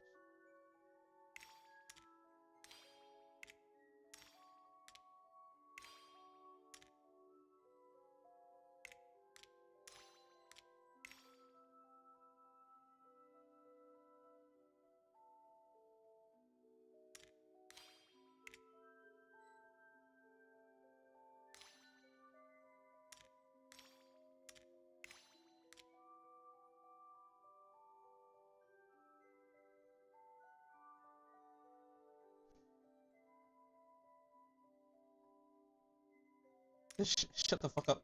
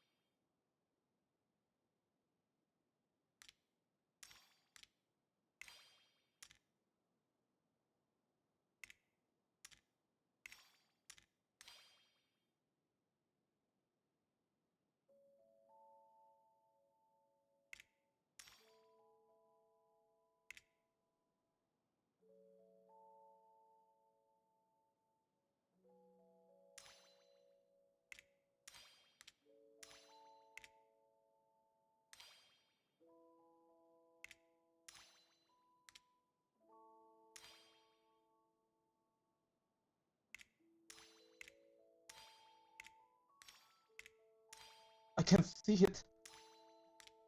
I can feel it.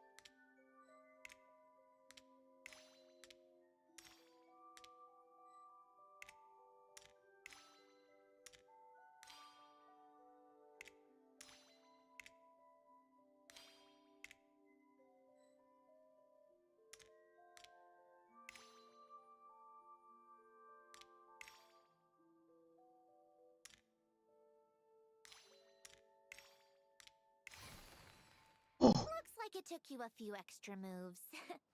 My first attempt was the same.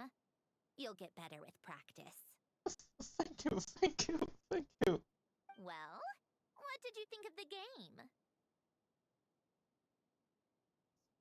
You showed quite a bit of promise, too. We should do this again sometime. There are other puzzles we could try.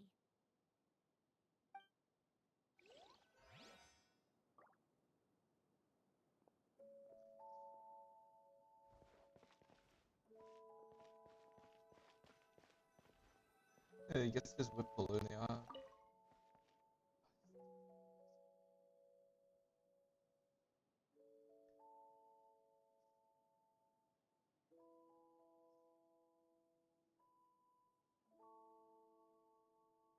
This was Elend's workbench. Later on, of course, it became mine.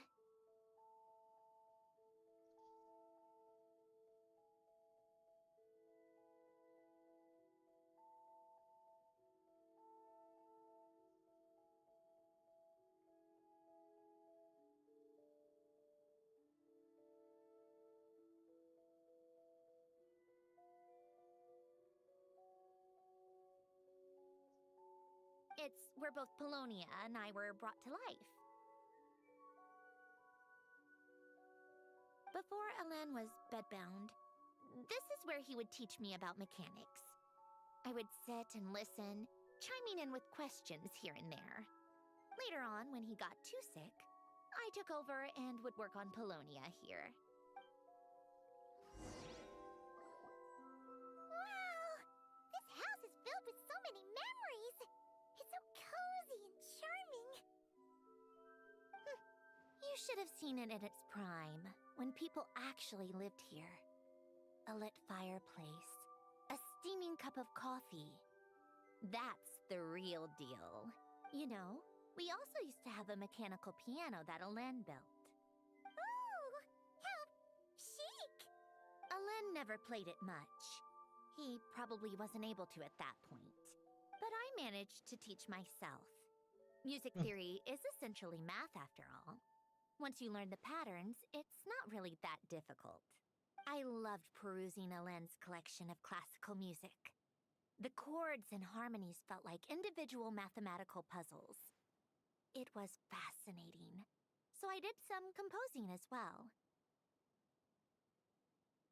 She's really old, so I wonder how many things she's behind. But as Elen continued to deteriorate, even the sound of music began to grate on his nerves. So I got rid of the piano.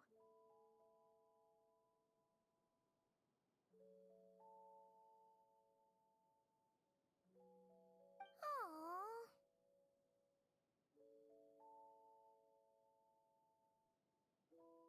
Back then, I assumed a piano was like an ordinary clothing rack. Commonplace in every home and easily replaceable. It was only after I left that I realized how hard a good piano is to find. Enough about that. Elen's gift should be just in here. The only things undisturbed before I left were a few of his personal belongings.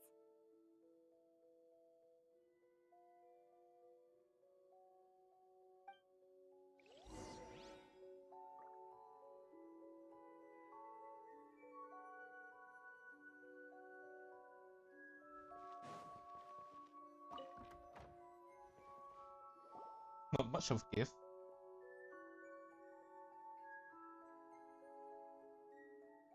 Wait, there's a hidden compartment at the back of this box. Looks like it's locked with some kind of gear mechanism. Wait, we're not playing that puzzle again. Knowing you, Elen, I'm guessing it goes like this? Got it. Am I a genius or what? Let's see here. A box? Well, you gonna open it?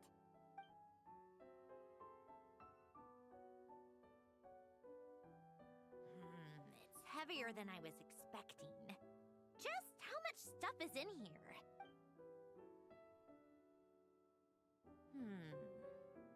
A letter? And a bunch of junk underneath it. None of it seems that important. Wait a second. This should be it. A cube? It's a multidimensional algorithmic core. Ellen would use it to store information. Only Polonia and I have access. All right, I'll start looking into the core and the letter. Feel free to go through the rest of the stuff and see if there's anything useful.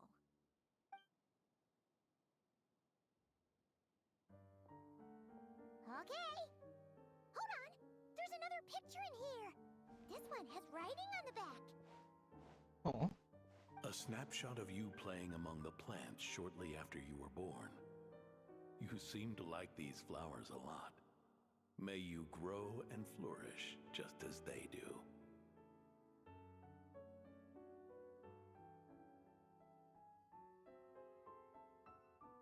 Huh? Wow! Look how happy you are in this picture. You've changed a lot since then, huh? Did she? What's that supposed to mean? Oh, and now she's angry. Just that you come off kind of aggressive sometimes. Or, annoyed at everyone around you? Well then, people should stop being so annoying. It's not like I'm the one with the problem. Of course not.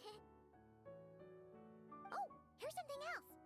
Looks like a piece of paper torn out from somewhere. Today, I solved another math puzzle and made a breakthrough on a construction problem the Institute has been stuck on for years. Am I a genius or what? No, wait, that's From now on, I should have people address me as Her Highness the Clockwork Princess, Unraveler of all reason. No, nope. No more of that. I thought I tore this page out. You wrote this? Then how did it get... Wait, there's more writing at the bottom. You seem to have developed a distaste for this particular entry, considering I found it in the trash. I'm sorry, but I could not help but hold on to it. Forgive me. Helen! Don't be embarrassed. Everyone goes through a phase like that. Nonsense. I wasn't even the one who wrote that. It must have been Polonia. That's enough. I told you it was Polonia. You know what? We're done with this. No more rifling around in the box. Just put it down and let me read the letter.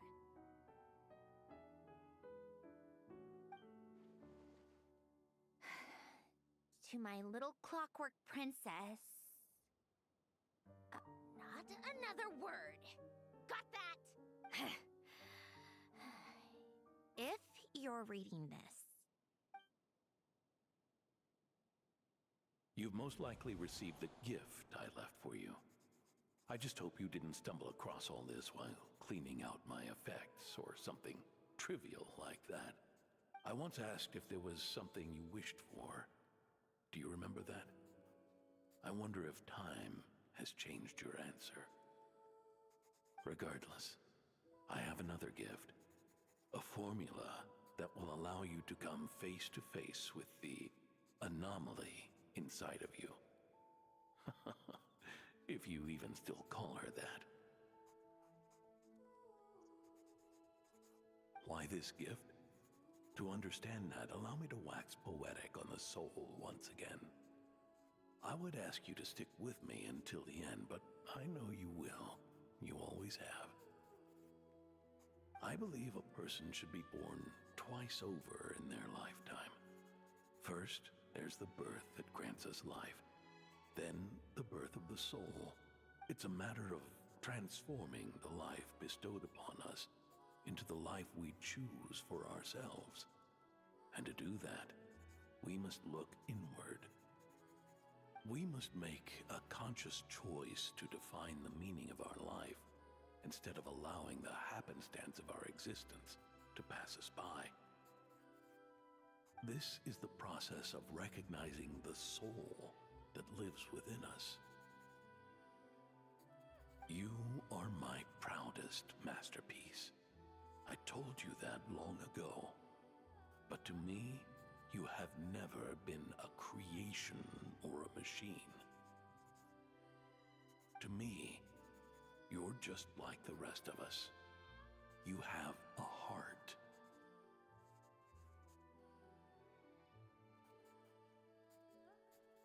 In fact, some theories think of the human brain as nothing more than a machine, and thought the product of its computations. So you see, perhaps we're not so different after all. Your inner machinery is just far more advanced than most. No matter how one looks at it, the heart is a complex thing, a place where logic and reason collide with our emotions. Your computational capacity allowed you to become sentient and develop logical reasoning. But it also granted you something that, on the surface, might seem contradictory. Emotion. Emotions and logic often clash with each other, and those instances of discord can accumulate over time. That is the source of what you refer to as the anomalies within you. As you told me once, you've always known what you don't want. Yet you've never wished for anything in particular. Similar to how a blind person can feel when a part of their body is in pain without being able to fully visualize its form. Such is your relationship with your soul. So, what I leave you now is this: a formula that will allow you to see the shape of your soul. For if you want to protect your heart, you must first be able to recognize it within yourself. Of course. Whether you use it is entirely up to you. You are, and always have been, free to do as you wish. Regardless, whether by my formula or some other means, I trust you will know your heart one day. You always were a fast learner. And the smartest person I've ever known. Ellen. Oh. I'm fine. I've already figured out how this formula works. Let's get out of here and then we can use it. You made up your mind already? You're gonna do it? Why wouldn't I? Resolving the anomalies within my core is the reason I came here in the first place. No, I can do this on my own. But, do you want to watch? What do you mean? I already know what anomaly I need to resolve. Like Alen said, she's an amalgamation of all the times my logic algorithms have clashed with my emotions. And by resolve, you mean... Yes. But if you, let us in like that, wouldn't that mean letting us see a bunch of your... If what Alen said is true, then I'm about to be... born anew. Or whatever. This is your chance to be lucky enough to witness it. Besides, you already read my whole diary. When it comes to keeping my innermost thoughts to myself, well, I think that ship has sailed. You're really sure about this? How many times do I have to say it? I finally let you in as, friends, and you want to question it. I'm not gonna offer a second time. Because you're not like Dottore. I'll give you one extra chance. Enough with the mushy stuff. Just follow me.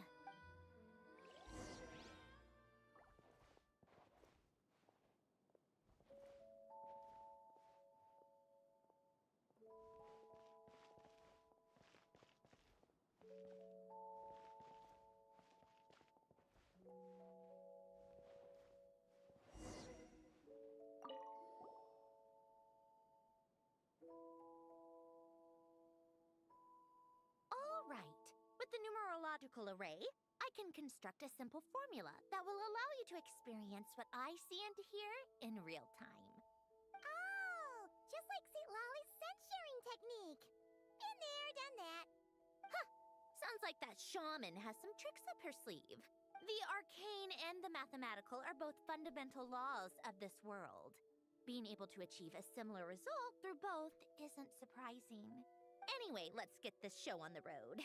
But no comments from the peanut gallery, okay? I know I offered, but I still don't want any interruptions.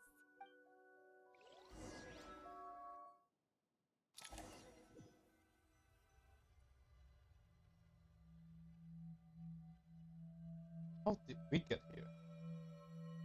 Is this my heart? No, it's probably just the result of a lens formula. A space dedicated to resolving anomalies. Oh, it's just like work quest. Wait, I need to give me a second. This might take a while, like maybe 15 minutes.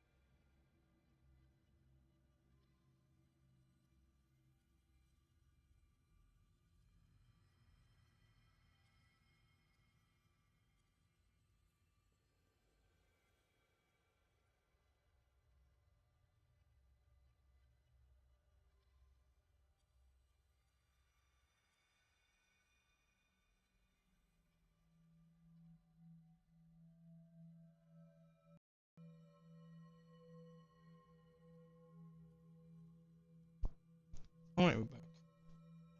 Huh. But it looks like the walls are all... mirrors? You made it. About time. Is that me? From the past? You just spoke of anomalies. Well, here I am. What happens when emotion contradicts reason? Shall we sit down and talk?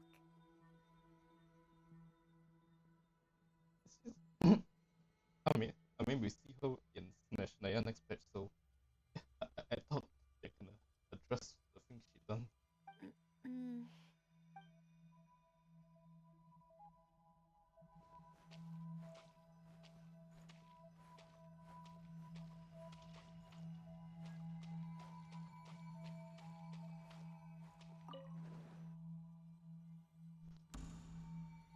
What?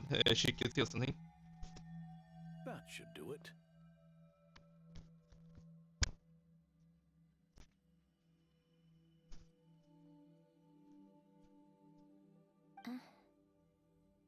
Hello, my name is Alain Guillotin. Can you hear me? Brings back memories, doesn't it? The time we spent here. Here, I want you to have this. A notebook? You can use it to write things down.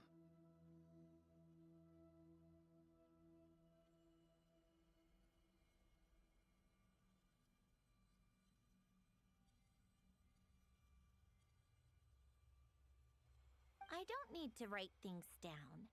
I have unlimited memory. Even so, some things are more important than others, right?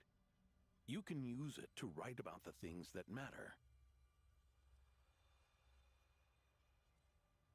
So you wish me to carry out a basic priority sorting operation? Oh, but this is gonna take a while. I suppose you can think of it like that for now. But journaling is also an act of finding oneself.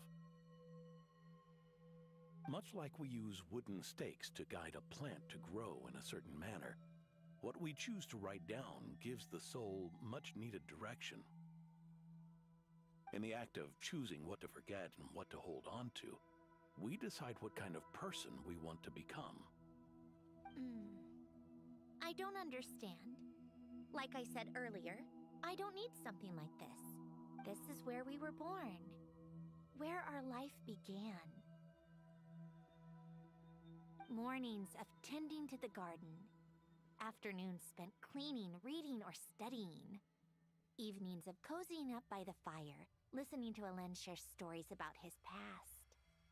Alain. What is it? What are you drinking? Oh, this? It's coffee. It, makes me more productive. It's also not good for you. I want to try it. Oh, okay. Here. Bitter. Speaking of, why did you design me with senses? Taste, smell, touch. Well, I'm not quite sure. It just felt like the right thing to do. I suppose I hoped you might have a life of your own one day, and that you deserve to experience all life has to offer. Oh. Still bitter. But the smell is nice. I thought those peaceful days would go on forever. You know that's not possible. Maybe. But how was I supposed to know the end was just around the corner? That was just bad luck, was it? Well, it certainly became a pattern, now didn't it?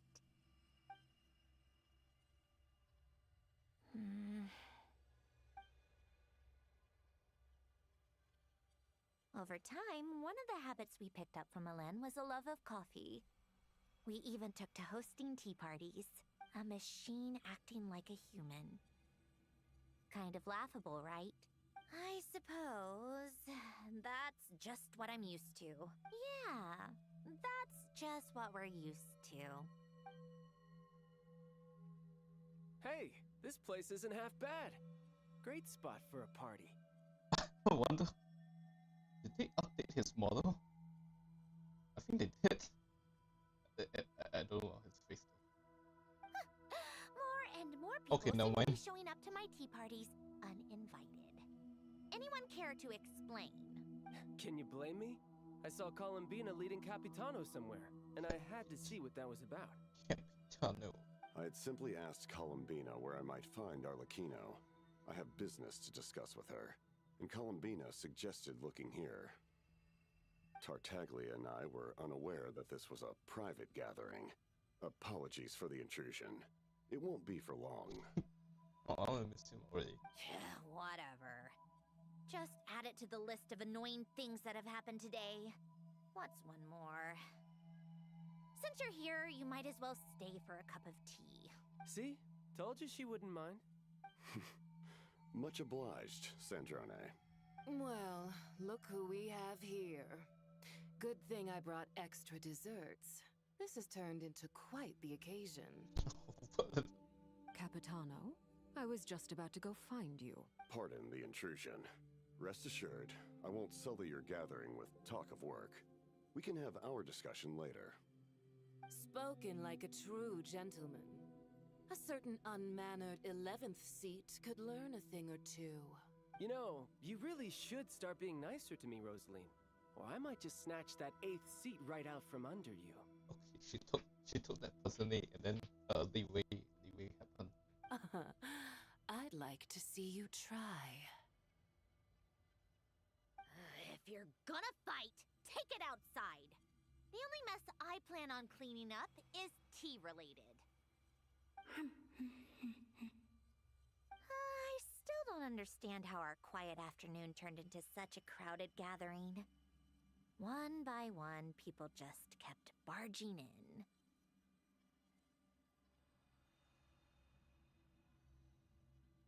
And then, one by one, they left without a word. Yeah, pretty annoying, huh?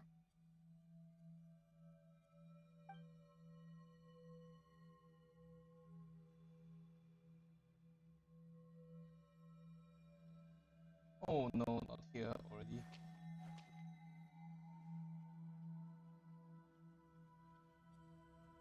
Of all my days with the Fatui, the times I spent with you, Arlecchino, and Rosaline, they were my favorite.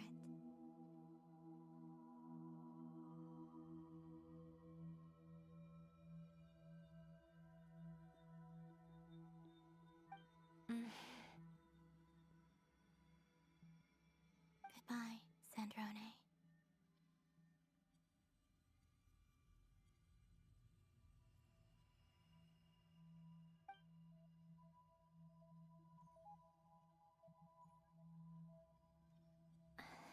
Don't go, Columbina. Oh no. We should have just said that. Why didn't we? If we had, would the story have had a different ending? She couldn't stay. There was no future for her here.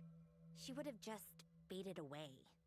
And she would said yes anyway.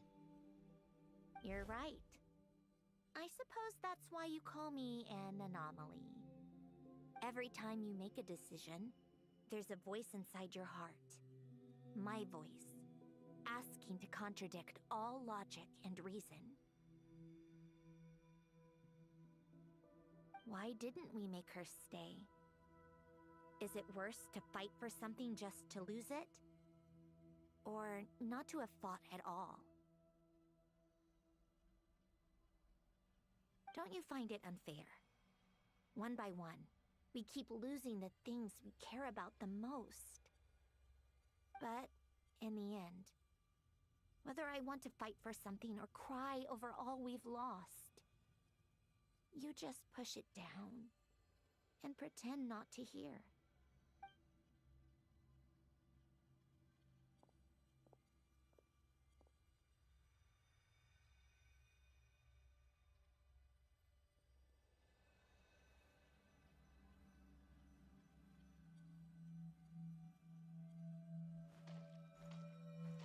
Yup, that's it.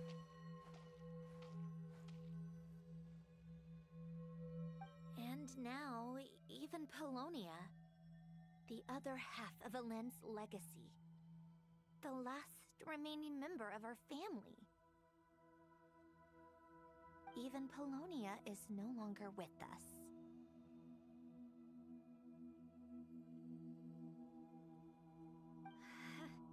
I did everything I could. But it's just like Alen always said. Polonia was one of a kind. There was no replicating what he managed to create. Don't you feel like our connection to the past is fading bit by bit? Like, even the things we have left are slowly slipping away. I suppose. But you can't move through life without having to say goodbye. And even as we experience loss, there are always new things to be gained. Ever so logical. What's your take, then? It feels like the more I care about something, the faster the world takes it away. No, I think you're just realizing it. It sounds so stupid, but I can't help it. That's the hand life has dealt me time and time again. Why even fight for something that's just going to be lost in the end? Better to never have had it at all. Better if it would all just disappear. Dark, I know. But the heart wants what it wants. Maybe the stellar linchpin appeared because of me. Because of what I wish for. I don't think so.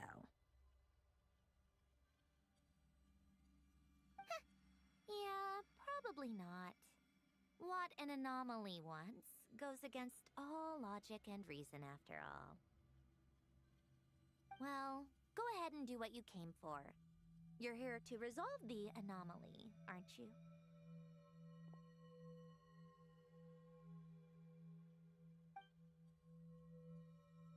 Yes.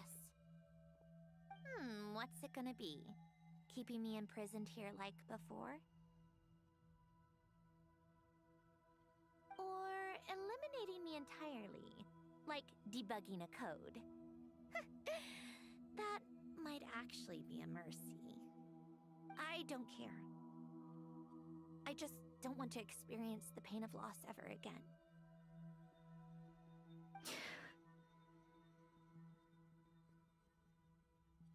Go ahead. I'm ready.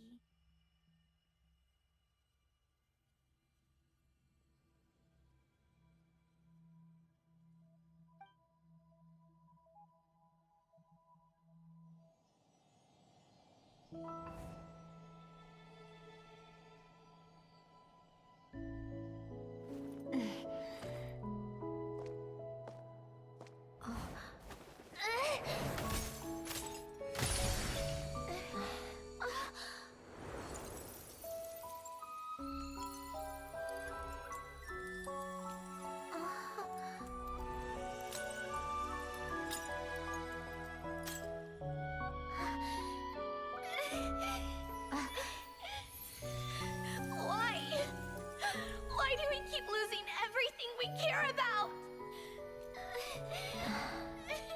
I know it hurts, but that's life. I wish... I know. I've always known. Because we've been one all along.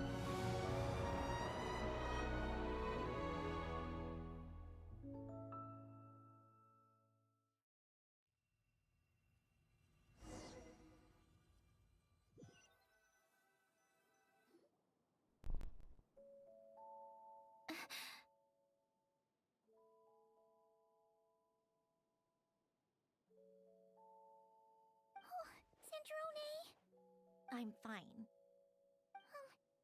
It's okay to cry, you know. Can she even cry? Cry? you've gotta be kidding me.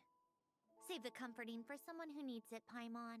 The emotional side of my core algorithm. My emotion module has always been fully developed and operational. Elen tried to tell me that too. I've just chosen to ignore her voice all this time. I suppose. Huh. Come to think of it, it's kind of like the aquarium on the ship.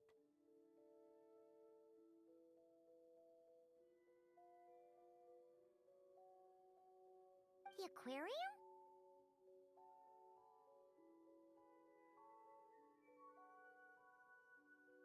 The old me took one look at it and saw something I would inevitably lose. So I stopped putting in the effort. Then, one by one, the fish all swam away, and the place became even more bleak and depressing. Pretty pathetic, right? Don't say that! A lot of people would feel the same. It just shows how much you care about what you have.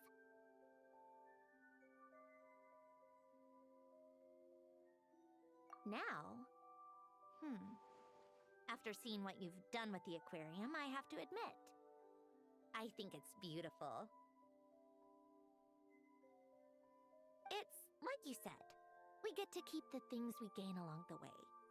And those are things that can never be replaced, because we choose to hold them in our hearts. Well said! Besides, I've already died once. I'd be stupid not to make the most of this second chance. Right! Earlier or your inner self, mentioned something about her wish. What was it? You think that's something you can just ask and I'll tell you? Think again. I may have accepted my emotional self, but I'm not about to go all soft and mushy on the inside and pour my heart out. That said, taking a step in the right direction couldn't hurt. Starting with cleaning some old aquarium tanks of my own. Huh? Metaphorically speaking, I mean. Come on, let's head back to the ship. I need to talk to that shaman.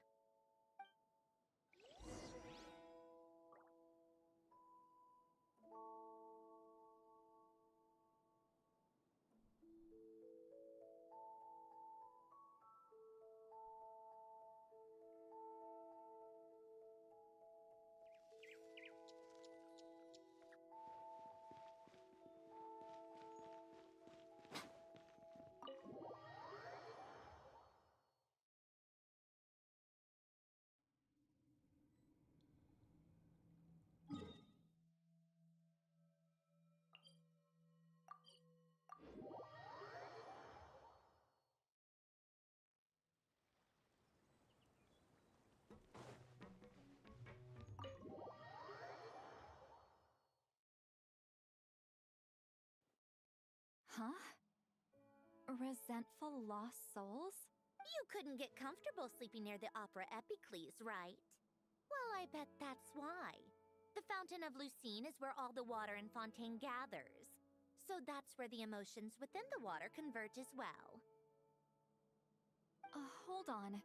If it's souls we're dealing with, feeling uncomfortable should have been just the beginning. I should have been able to hear their voices or something.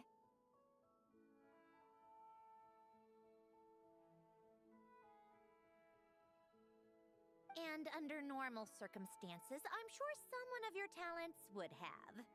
The problem is, these souls are no longer complete. Remind me how they ended up like that again? You mentioned something about them being split apart? Yes, it's called soul severing. Renee of the Nartsitzenkreuz Ordo came up with it. After learning of Fontaine's impending doom, Renee thought if he could find a means for the soul to live on in perpetuity, it might ensure the world's salvation. Soul severing was the first step of his research. Unfortunately, his theory of the four orthants was imperfect at the time, and a failure along the way caused his physical form to dissipate. Jakob, another member of the Nartsitzenkreuz Ordo, sought to carry on Renee's legacy and restore his physical form. He even used some of the people who stood in his way as test subjects for his research. By severing their souls? Yes.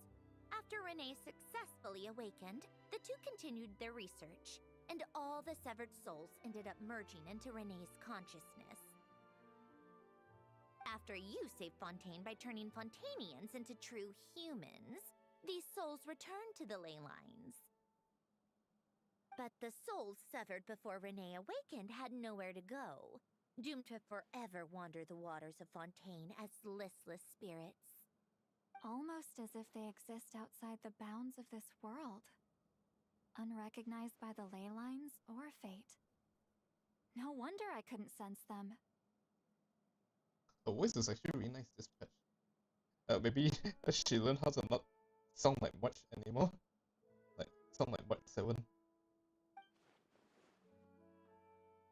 Not only that, but over time, they began to fuse with other entities. Their inner resentment lured in all sorts of evil beings, which corrupted and defiled them into nothing more than accumulations of filth. Yeah, I took care of that. But the full transformation must have been recent. Otherwise, the Udex surely would have noticed.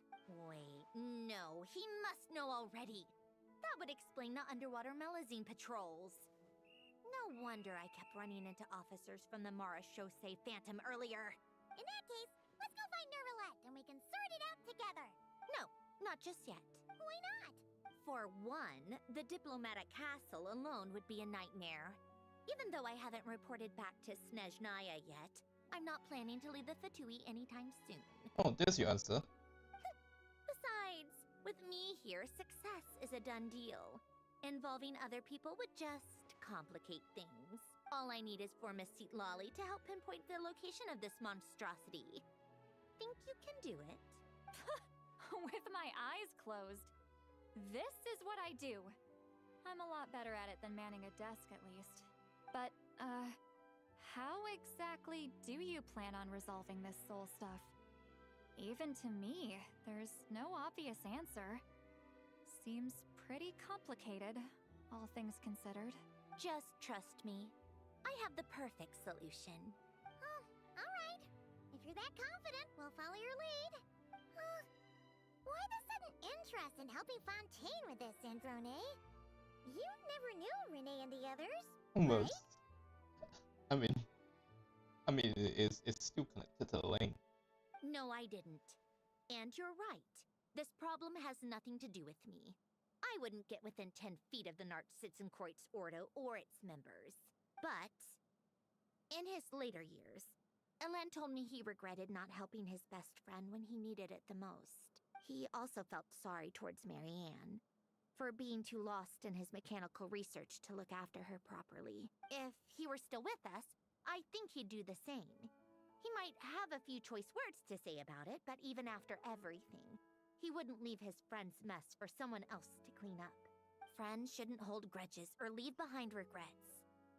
Fixing what happened between him and Renee was one of his greatest wishes. All I'm doing is fulfilling it in his stead. You know, you really do seem a little different now. You mean everything that just happened wasn't for nothing? Why, thank you for pointing out the obvious, Paimon. Just washing off the grime of the past. Turns out, a lot can build up after being ignored for so long. What's this about aquarium tanks all of a sudden? They go off on some grand adventure and what? Now they have their own private code? Stupid. All right then, Lolly. Tracking this thing down is up to you. Huh? Oh, right. No problem. You get this, Granny Eatsley! You! Come with me to Hotel de Boer for a drink. Right now. Why? Why? Because I said so! Miss Guillotin? I'll report back on the location tomorrow morning. Just need a drink or two first to bolster me up. Well, don't let me keep you. All right, you. Time to go. I've got scores that need settling. Huh?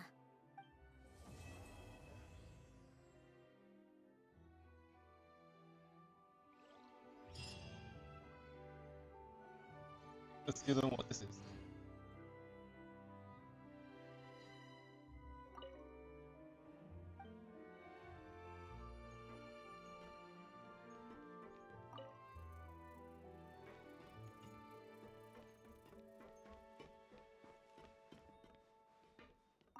listless, abandoned souls.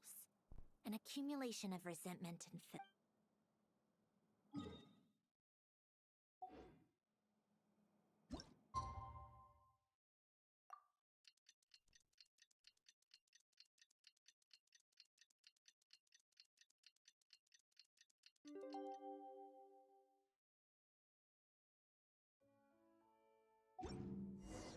Time to meet up with Sandrone! Wonder if Seat Lolly was able to pinpoint the location. Well, we should know soon. Let's just hope it all works out.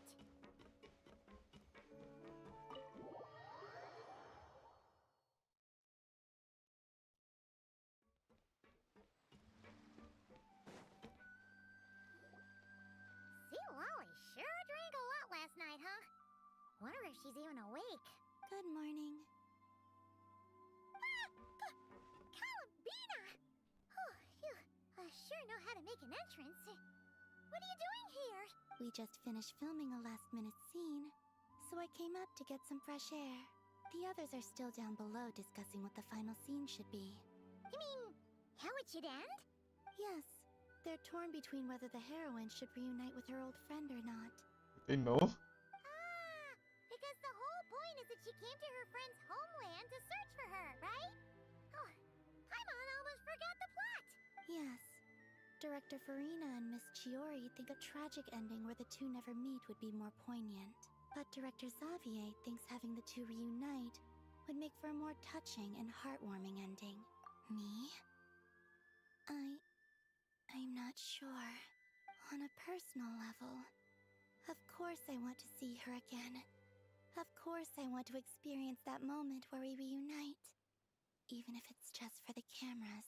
But that means an actor would have to take her place. And that makes me feel... Oh. Huh? Yeah, don't look so worried. Making a film is supposed to be fun. Besides, it's all gonna work out. Oh boy. You can trust Paimon on that. Work out? How? Well, you know. Yep, exactly. Okay, I trust you. I'll just focus on having fun for now. Well, look who we have here. Traveler and Paimon. Oh, the lighting specialist and clapper loader that never were. Yeah. We kinda went AWOL, didn't we? Sorry about that. Seriously, don't worry about it. Everything's going smoothly on our end, so just do what you need to do. You seem to be in better spirits now, Miss Columbina. I apologize if our earlier discussion... It's okay. I'm fine now. The Traveler and Paimon talked me through it. So, what are your thoughts on the ending then? Should we have them reunite? Or... We should tie everything up in bows. Huh?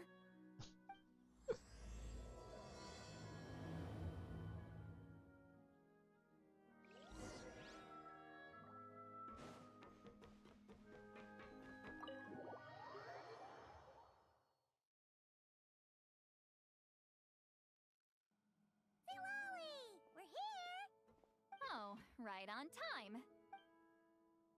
Well, yeah. We weren't the ones who drank our weight in alcohol yesterday. What? Are you suggesting Granny can't handle her liquor? It takes a lot more than that to get me drunk. Really? 'Cause, you stopped making sense after a while. Did I? Huh. News to me. I didn't say anything too crazy, I hope. Let's see. You spent half an hour bad-mouthing Auroron, half an hour complaining about work, an hour talking about light novels, and, Paimon kind of fell asleep after that. Are they gone? Oh, the crew? Yeah, we bumped into them on the deck, but they just left. Wait, but now that everything with your core is sorted out, what's stopping you from seeing Columbina? She misses you a lot. I just want to deal with this mess first. Besides, this is a perfect chance to make her jump for once. I have to plan it out more. But enough about that. Were you able to pinpoint the location of our target? Of course! When Granny Eatsley promises something, she delivers. Great, let's see. Morte region. Wait, this is the Tower of Gestalt. The place the souls were severed. Is that the source of the resentment? Or is it the Narcissenkreuz Ordo in general? Let me come with. This thing's movement isn't fixed. If it's not at this location when we get there, I can use a ritual to summon it. You've already gone to more than enough trouble. I don't mind. These old bones have nothing better to do anyway. Summoning a spirit isn't going to do me in. Besides, if I don't go, they'll just have more inside jokes I can't join in on. All right then. I appreciate it. Ha! There's no time to lose. Let's head out!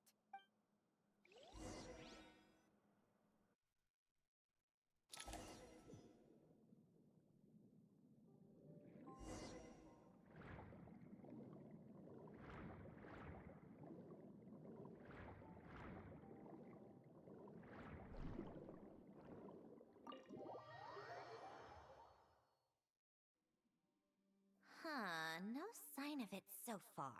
Should I start the summoning ritual? Let's drain the water from this floor of the tower first. It'll make it easier to move around. Wait, we can do that? Of course. Alan and Renee both saw the future that awaited Fontaine, and even shared a few methods for waterproofing buildings. The principle behind it is, not important. Just unlock the mechanisms in the order I tell you.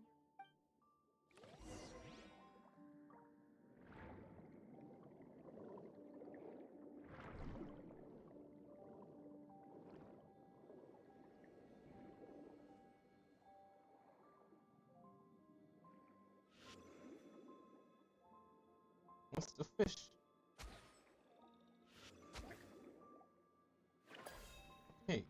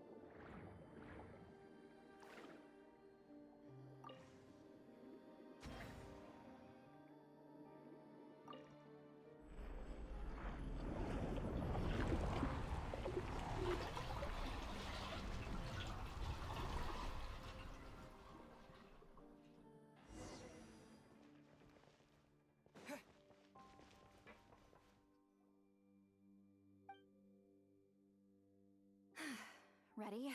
Yeah. When this thing appears, I'll try talking to the souls inside. But more than likely, they've already been driven to madness. If communication fails, we'll have a battle on our hands. In that case, Paimon better find a hiding spot.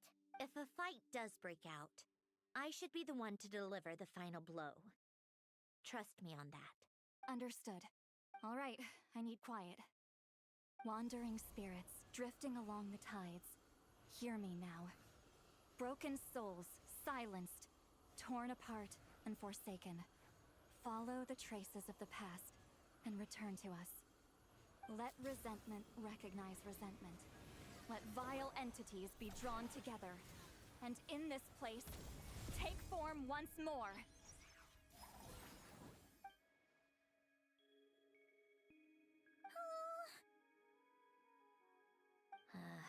What now?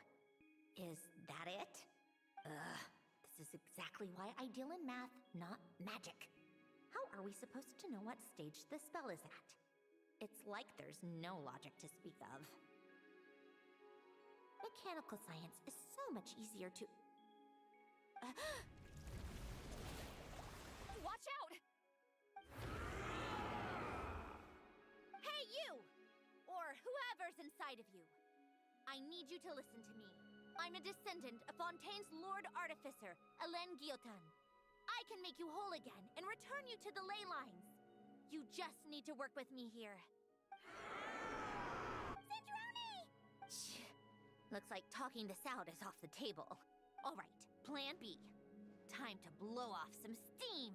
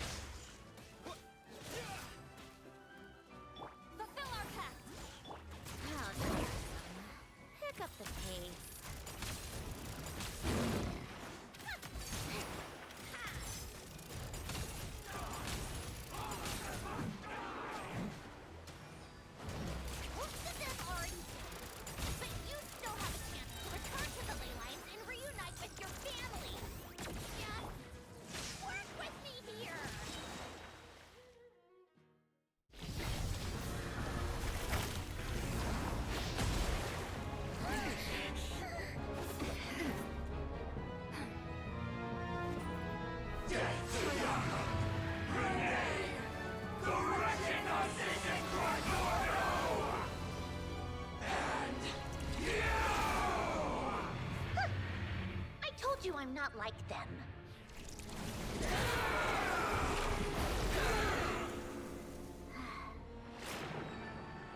I'm stronger. Inverted. World formula. Reversion.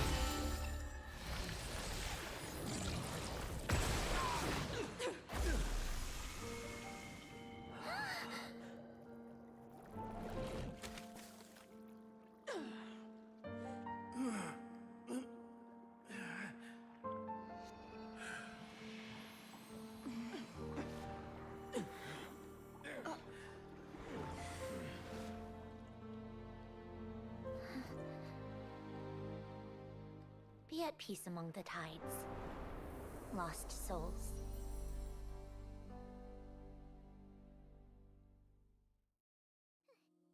Is it over? Right, it's right. Yep, told you it'd be a piece of cake. How did you do that back there? That creature was nothing special. Add a bunch of souls with nowhere to go, a touch of malicious energy, a few impurities, and a whole lot of resentment. And that's what you get. All I did was separate the original souls from the rest of the filth, allowing them to be accepted by the current rules of the world. The principle behind the world formula is divergence. Starting from a point of origin, it deconstructs and reconstructs the possibilities of the world to find certain answers. I wonder if she will use this in Smash Layer too. So, it would follow that reverse calculating the world formula allows us to achieve convergence and restoration instead. Using a numerological array, I was able to do just that. It's similar to the concept of homological reduction in mathematics. I reduced them to the basic fundamental essence of their being without changing their underlying nature. That meant... never mind. Judging by all the blank stares, I'm guessing you don't actually care. I think I finally understand how Outlanders feel when I ramble on about shaman stuff. Point is, it was super impressive! You really are amazing, Sandrone! You're just realizing that now? Ahem. Enough about that. We should get going. I'll go reset the mechanisms inside the tower. See you back on land.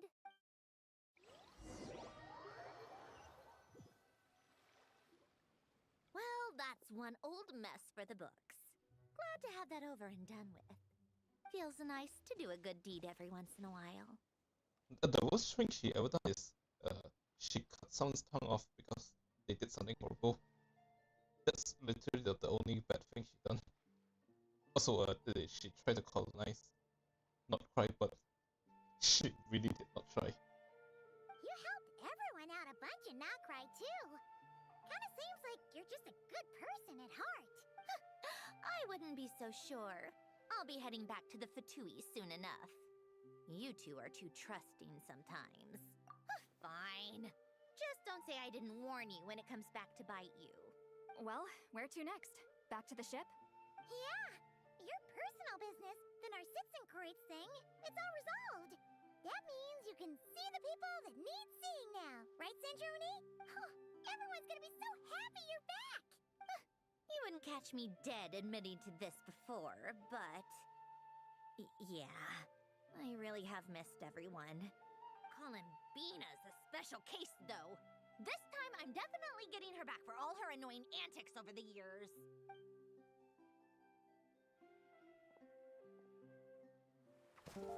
She'll sense me coming from a mile off.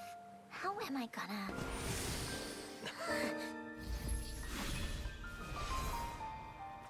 Oh.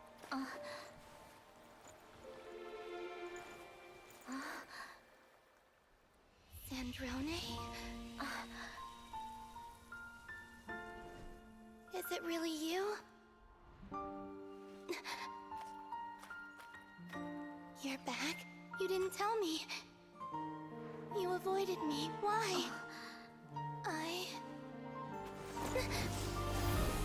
Aw. Sandrone? Now we're even.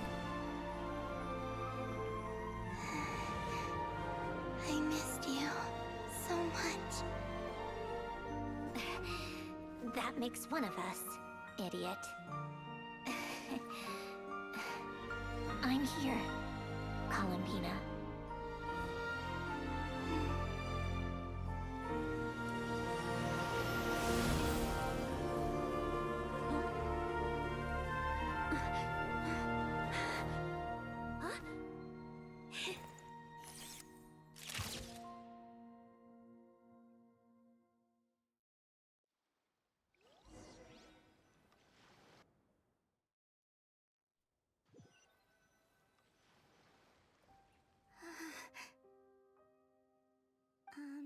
Sandrone. Don't ruin the moment.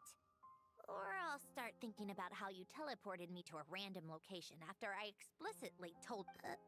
And scene! Bravo! Bravo! We got it! This is exactly the ending I was hoping for. Huh? Where did you just go, Miss Columbina? You vanished! And then the next second you were back hugging this, new friend here. That was all on camera? Yeah. Well, the camera was already rolling and it happened so fast, so... yeah. Hold on. This must be... Yep, my best friend. The one I was looking for. I never thought I'd actually get to see her again. I'm just... so happy. Plus, the film got a happy ending too. It's all thanks to you, Sandrone.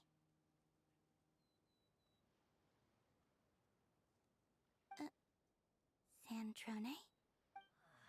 You couldn't stop being annoying for 1 second? Columbina!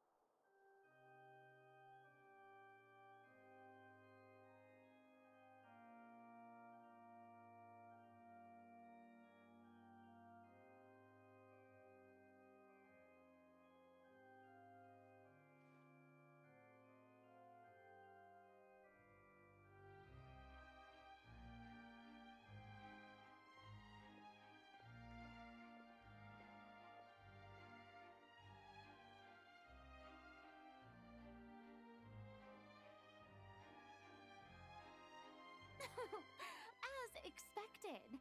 Going to the opera house is the true way to enjoy a film. You get to see the audience's reaction in real time, too.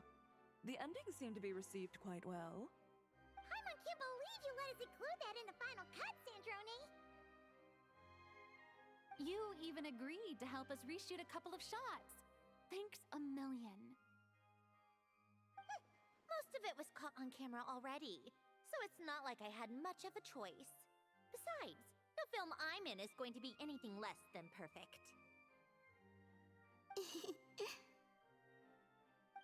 What are you laughing at? Nothing. It was just interesting to see us on screen together. I'm glad this moment is going to be preserved forever. Just a pity we didn't take home the Farina Award this time around.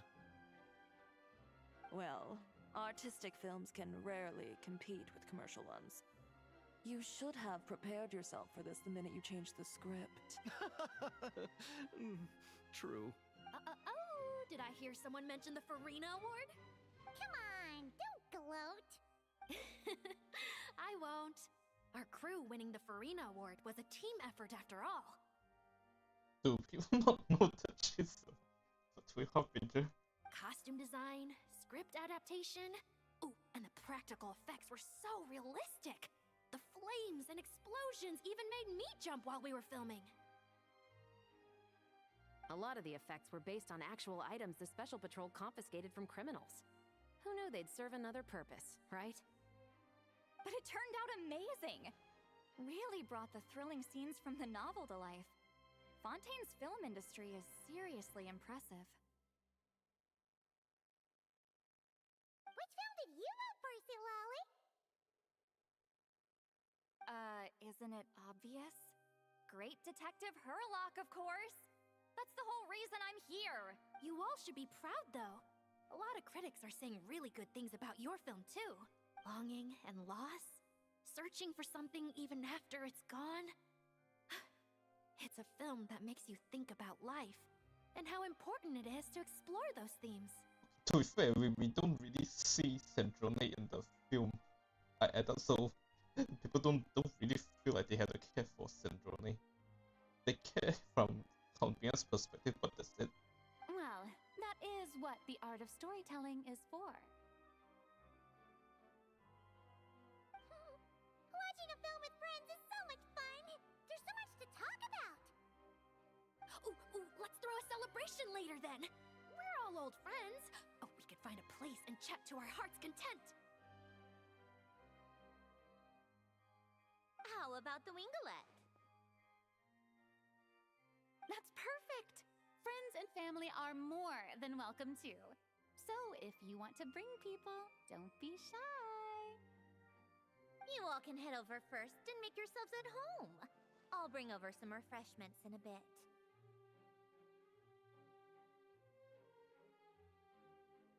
I just have one more stop to make first.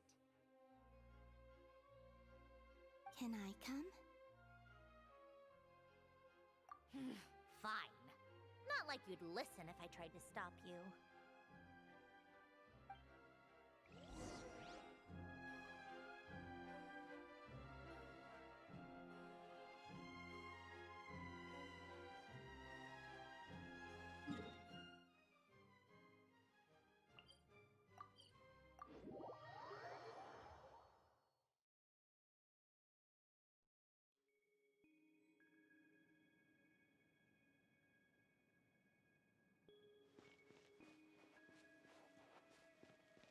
Wait.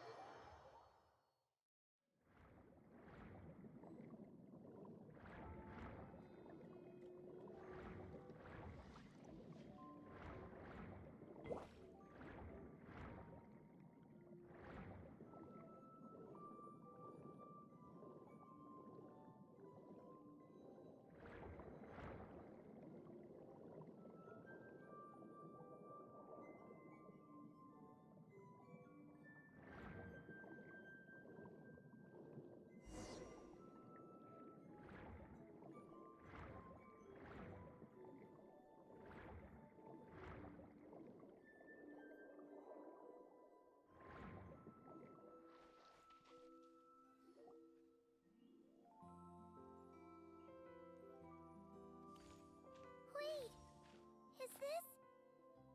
Yes. Here lies Lord Artificer, Elaine Gaeltan.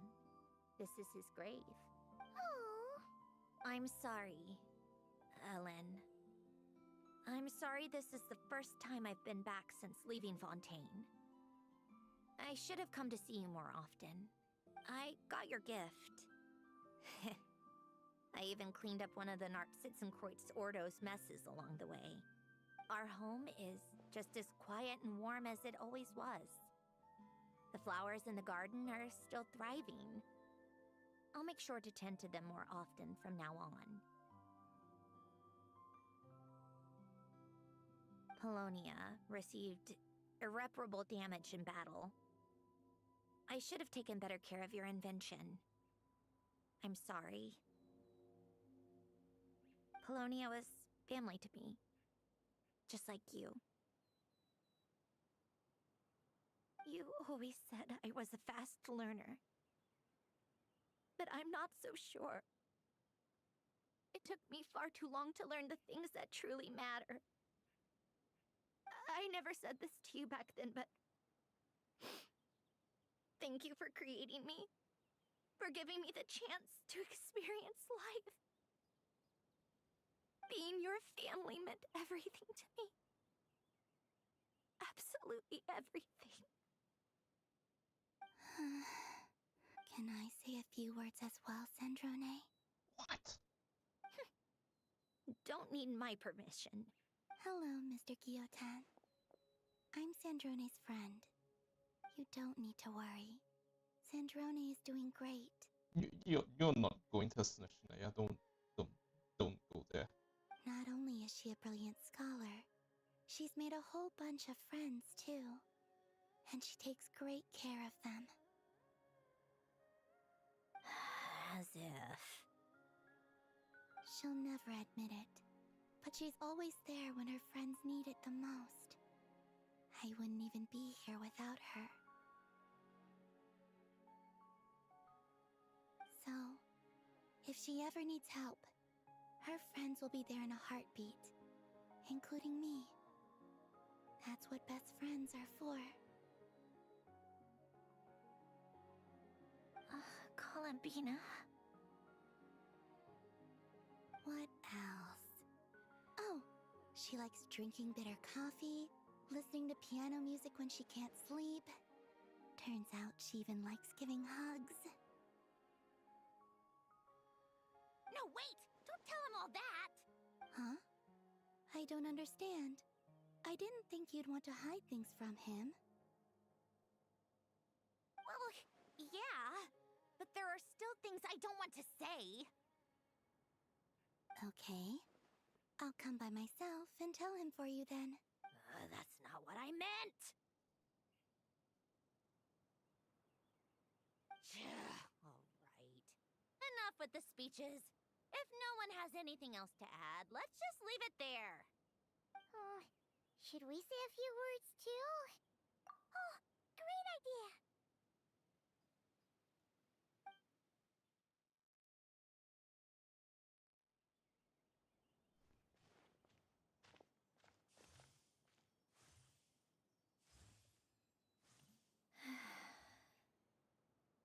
Goodbye, Ellen.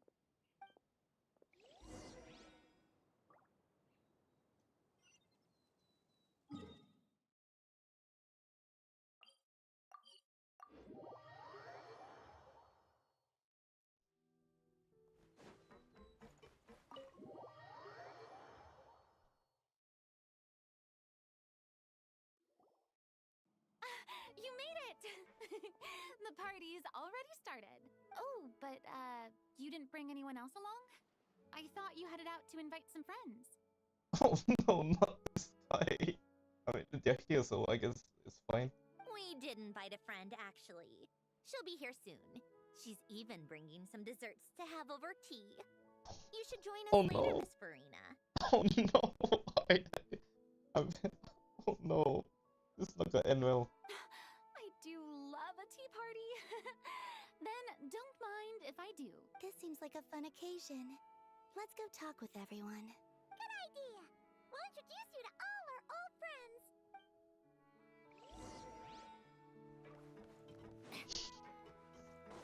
This isn't gonna end well.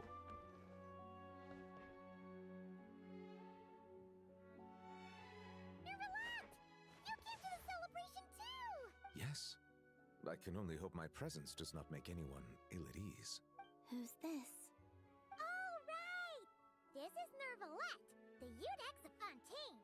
And this is Columbina and Zindrone. Oh, hello, Hydro Dragon Sauron. Here's the Trilunar Moon Goddess of Toet and Fatui. Greetings. Hello. These two must be the Fatus and former Fatus related to the recent incident in Nodcry. I read about them in the diplomatic report. The Udex? Oh, the dragon that cries a lot. Oh, well... Jeez, Columbina.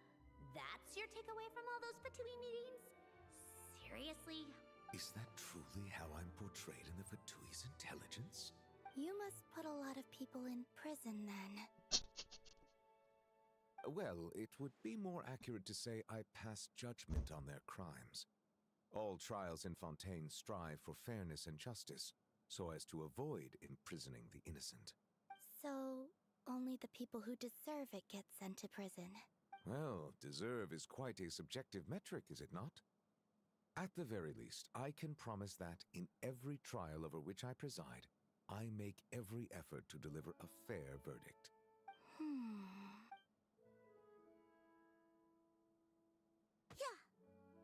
Oh, for the love of...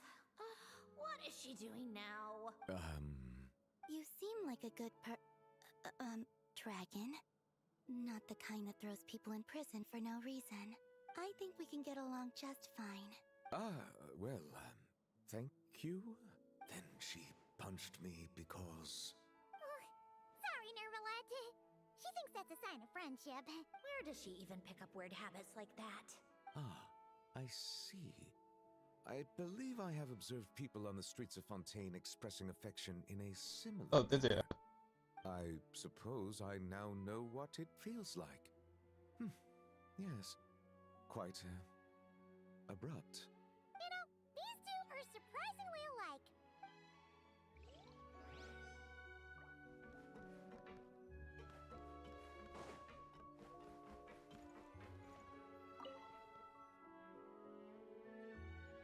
Wait a second! Mr. Baptiste and Veronique! You're here! They actually dressed for the occasion. Friends of yours? Veronique is the prop manager for Musketeer Pictures. And Mr. Baptiste is the author of The Two Musketeers. Yeah, former prop manager. Now we're just two criminals serving our time. Thanks to Duke Risley and Nurse Sejuin looking out for us. Not too bad, actually. You make it sound like I'm giving you special treatment. I just think the method of justice you chose to pursue is one people can respect. You are far too modest, Your Grace. The only reason we were even able to come to the surface for the festival is because you fought for it. It's also just good for the physical and mental health of the prisoners in general. Anyway, I suppose I have you to thank for keeping the winglet in such good shape. I never knew she could look so striking. I didn't do anything special. It was mostly the Traveler and the others. Don't sell yourself short, Miss Guillotin. You are the current captain, after all. In light of that, I have to ask, do you mind if I leave up some of the installations so the people back at the fortress can also enjoy the aquarium? Huh? Like I said before, I just think it would be good for the inmates who clean and maintain the winglet to see their work put to good use. Besides, maintaining an aquarium is sure to be a lot more interesting than scrubbing rust off the walls and deck. Of course I don't mind. I'm grateful you even want to keep it. Great. Then it's decided. That's amazing, Sandrone. We should go hang out at the Fortress of Meripede later, then. You do know you just invited me to hang out in prison, don't you?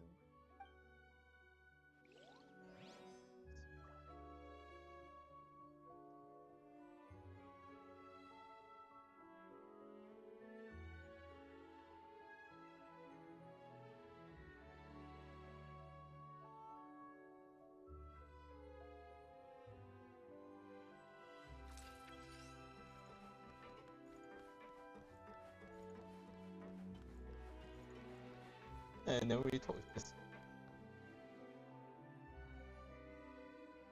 You made it. Sorry for starting the celebrations without you. No worries at all. We're just glad everyone's having such a great time. Oh, right. You've probably seen them around already, but let us introduce you for real. This is...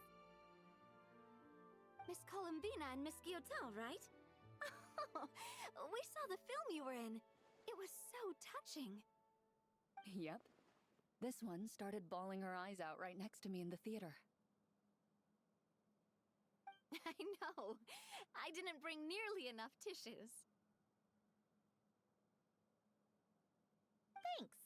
We saw your film too. I memorized all your names.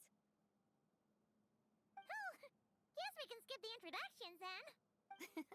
Our effects were pretty over the top, right? Some of the extras in the big scenes were actual members of the Spina di Rosula. So basically, your contribution was creating realistic-looking chaos.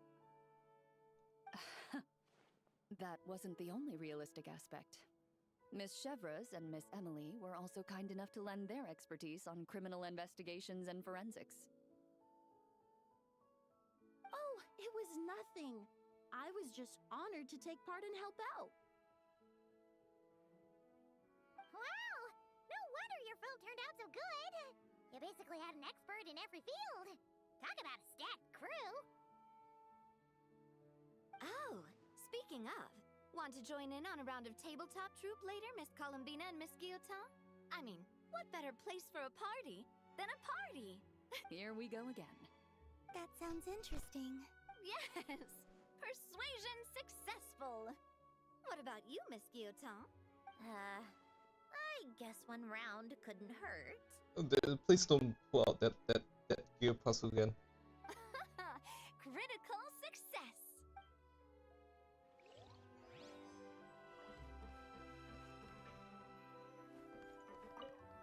Escoffier. What a dream come true! For once, it all worked out! I can die without regrets! This is the first time I've seen someone cry without that actually being said. Let's not get too ahead of ourselves, Director Lapine Pauline. What was in that piece of cake you just handed her, Escoffier? Maritime flowers, eggs, flour, same as all the other pieces. What, you think I tampered with it? Playing a detective in real life now too, are we? Oh, it's so delicious! I'm so happy! My life has peaked! Miss Lapine Pauline, look who I brought! Master! Wait, what happened to your face? Why are you crying? You look older than looking. Never mind my face. Here, let me introduce you. This is Miss Charlotte and Miss Escoffier. Things are sounding lively over here. I think everyone likes. I think everyone likes seeing something. Never mind my face. Here, let me introduce you. This is Miss Charlotte and Miss Escoffier. Oh, look who it is! Perfect timing. I was so busy with the shoot, I feel like we barely got to talk. And the elusive Miss Guillotin. It's great to see you. Thank you so much for letting us use the boat free of charge. That was so generous of you. Oh, right. Introductions. This is Miss Charlotte and Miss Escoffier. That's kind of you. But I didn't really do anything. If you want to thank someone, it should be the Duke or the people who keep the boat in such good shape. Right. I'll head over in a bit and do just that. Miss Columbina? Yes? Could I interview you sometime? I'll treat you to some gâteau de bord for the trouble. There's only a limited amount available each day.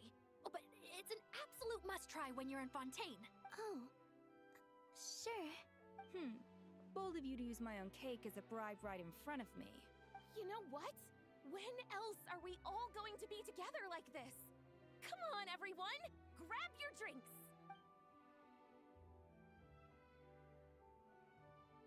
Are we going to toast? Yup! Come on! Sante!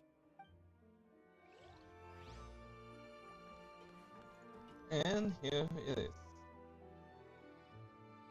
Granny Eatsley, you're really not going to let us borrow these cute little stuffed toys for our magic show?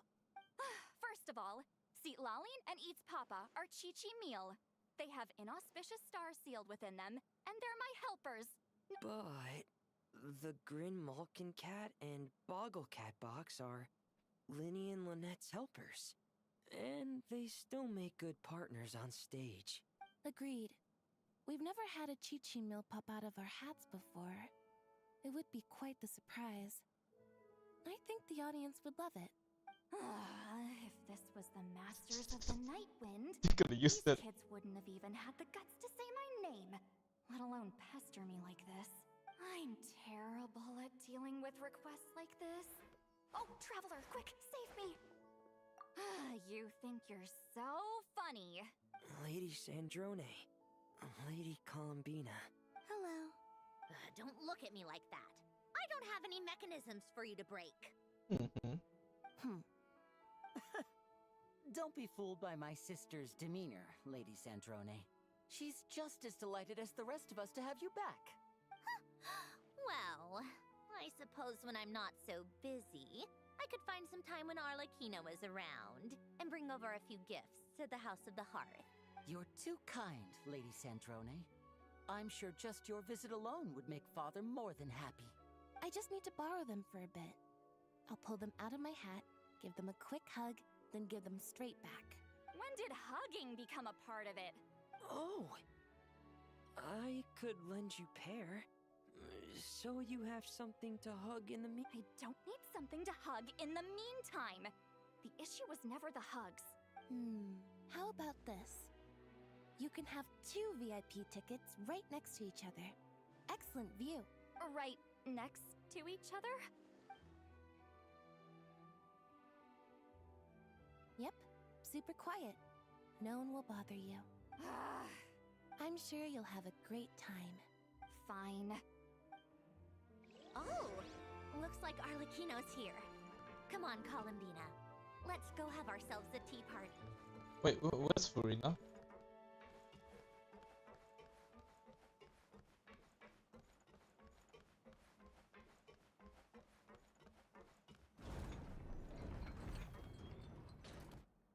Well, it's been quite some time since the 3 of us gathered to drink tea like this. Yes, but your tea is as good as ever, Sandrone. Of course it is. The pastries you brought aren't half bad either, Arlecchino. I'm glad to hear it. Are they to your liking, Miss Farina?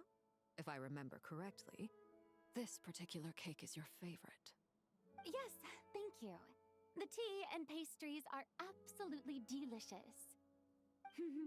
I can't believe I'm casually sipping tea with 3 harbingers. Or are some of them former harbingers? Who knows? Due to diplomatic reasons at the time, our last tea party was rather tense. Wasn't it, Miss Farina? You have my apologies, but this is simply a casual gathering of close friends. So I do hope you can relax and enjoy yourself. Of course! I appreciate the hospitality, in both cases. Next time, let me be the one to treat all of you. I'm sure we'd all be delighted to have you join us more often. The same goes for you two.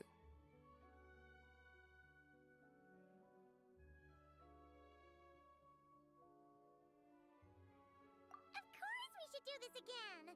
We've all been through thick and thin together by this point.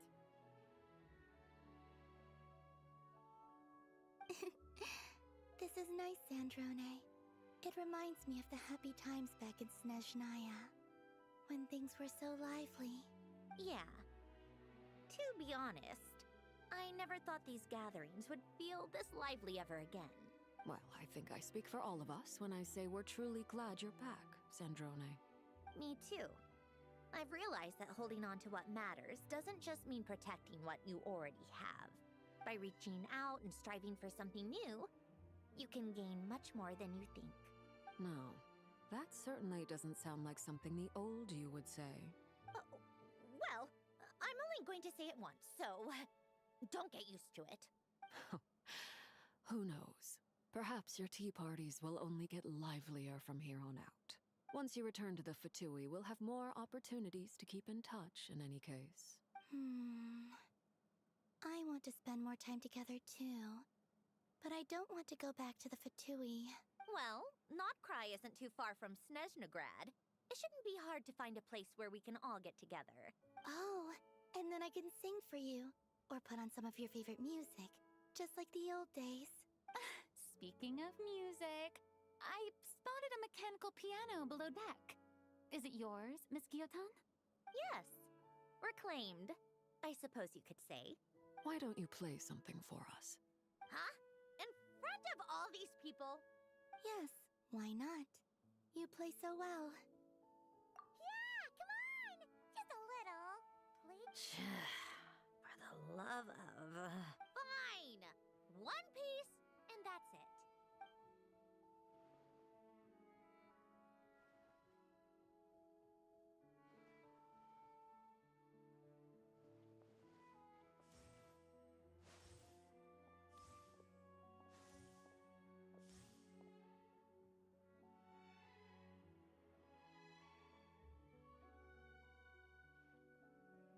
Wow.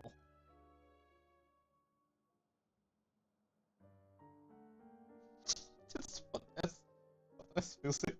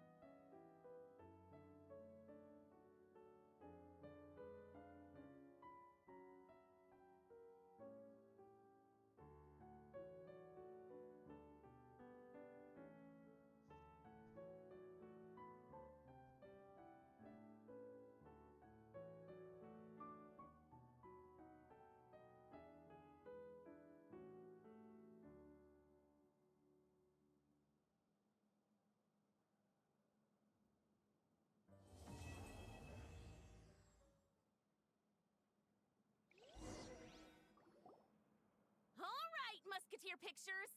Everyone ready? I'm not sure I should be in this one. Of course you should. You might have primarily helped out another crew this time, but you're still a member of Musketeer Pictures. All right, thanks. I'll still stand a bit off to this. Can I be in? Of course, Miss Veronique. I would have loved. Thank you. Do I really have to be front? You're one of the lead actors! Nervous, Sandrone? No. All right. Look at the camera. And 3, 2, 1. Surprisingly not a lot. Oh. Musketeer Pictures!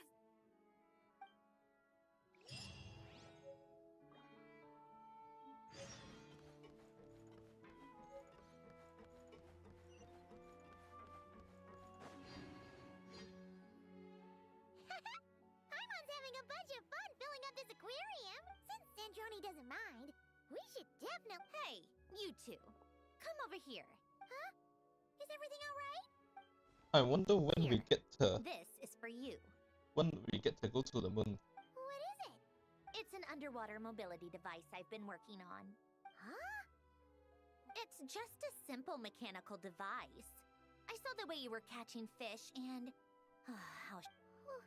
It was inefficient, unskilled, no need to apologize. Everyone has their own... The waters of Fontaine are home to more than just harmless ornamental fish. There are plenty of predators who could do you some real harm. This device will... All right. Oh, and if you're going for a swim, go now.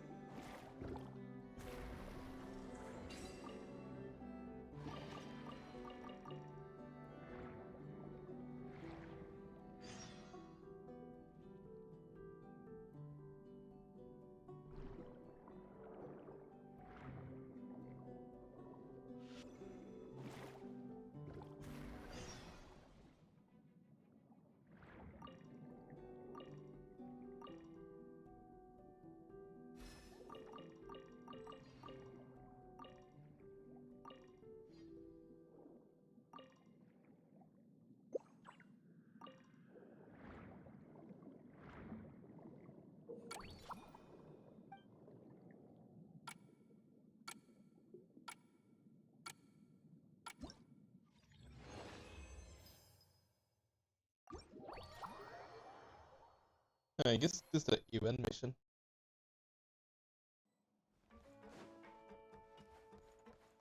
Okay, but let's actually check.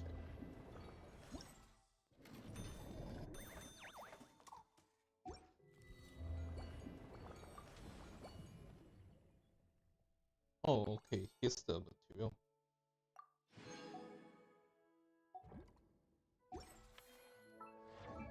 It makes it easier. Okay, it's still not enough.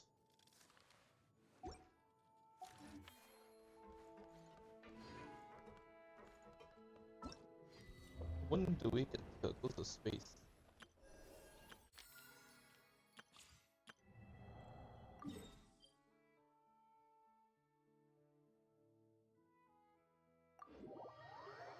Alright, let's check it out for a bit.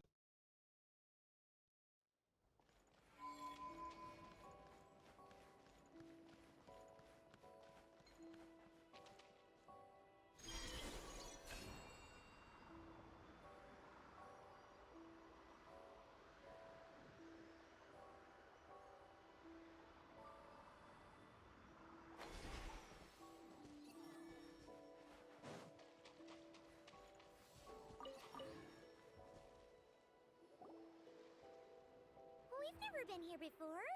Where is this exactly? Huh? Look! That person over there!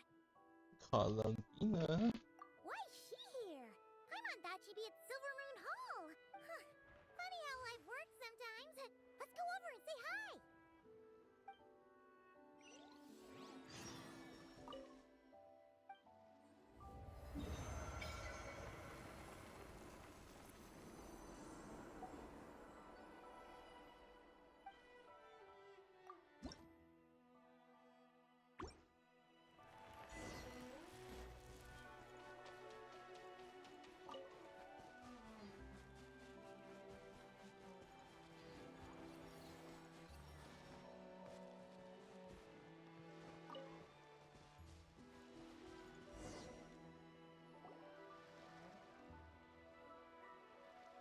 Hey! Columbina!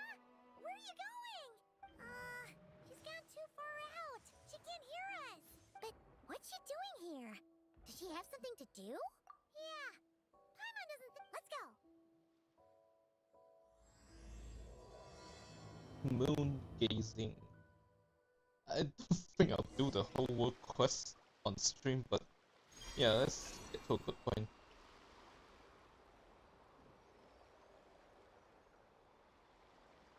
But we didn't tease anything for us.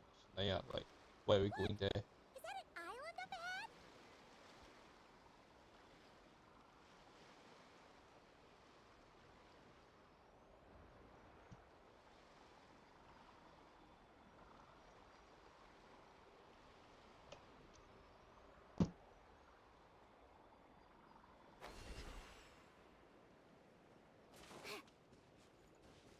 Huh, what do you know? There really is a little island here. Could this have been Columbina's destination? Let's have a look around. Hopefully, we'll find her soon. Where are those Kuhengi going? Do you think they saw Columbina? Come on, let's follow them. Wow, here's a pretty little lake if No, Paimon's ever seen one. Where are we going? Okay, never mind. We're safe.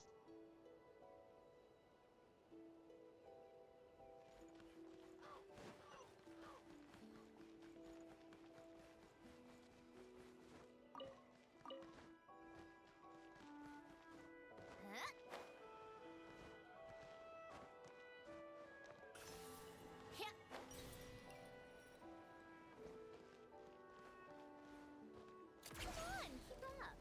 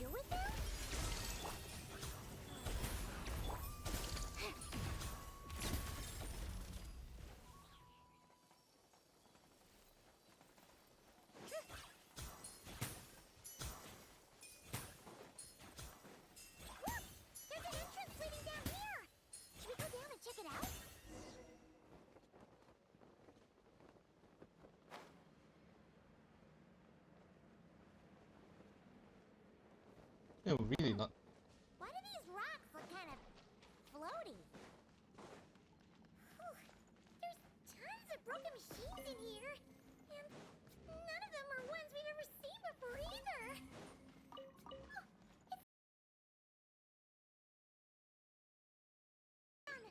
Do you think we can push them out of the way?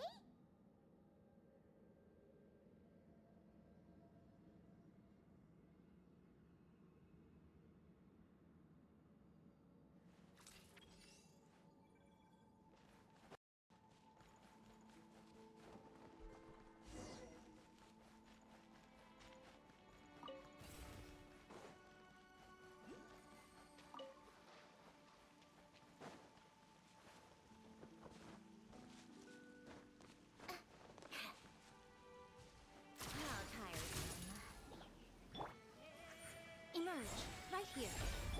Adaptive frosting!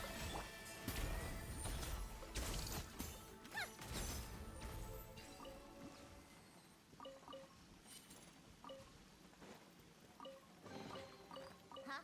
All that work for this.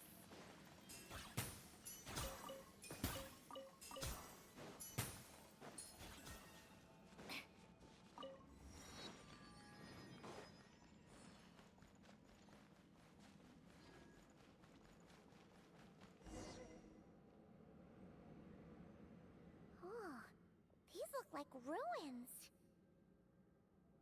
Huh? What are those rings? Looks like they've fallen onto the ground or something.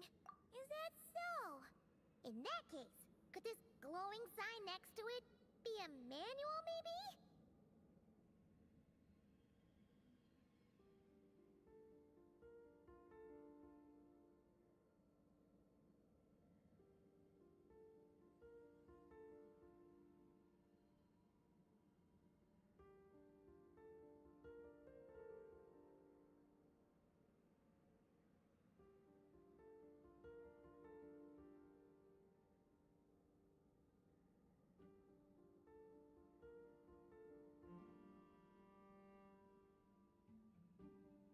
Put Paimon C.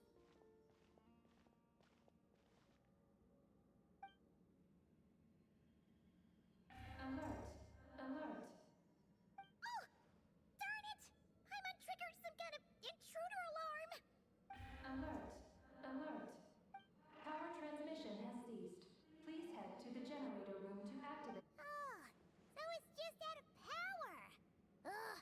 Paimon almost jumped out of her skin! What?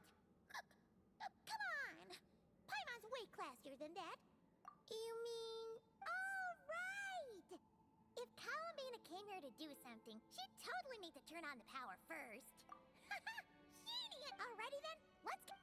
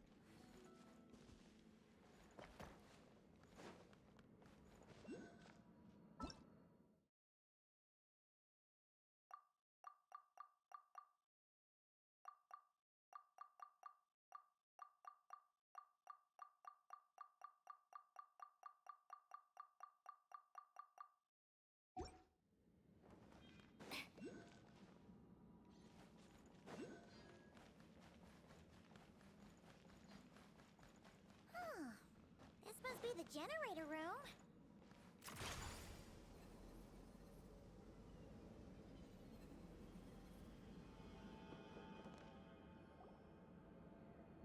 Huh. This thing doesn't really look very mechanical.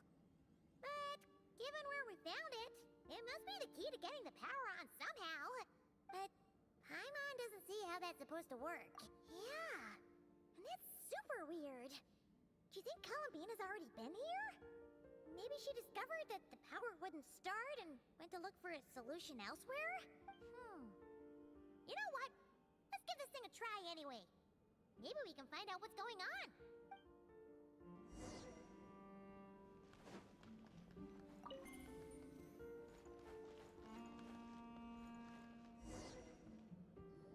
Huh? Why isn't anything happening? Paimon guessed as much. There's gotta be something else to this. Columbina must have run into this problem and then gone to look somewhere else. Huh?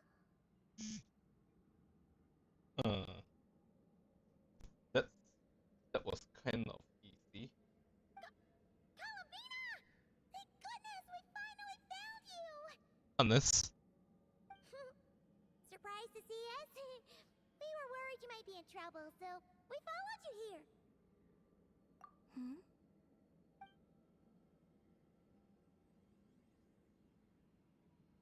Huh?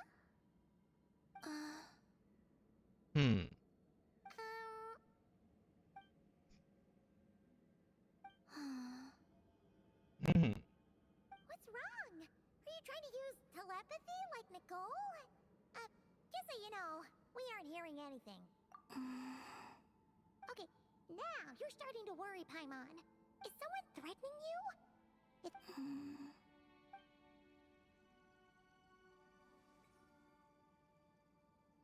Huh?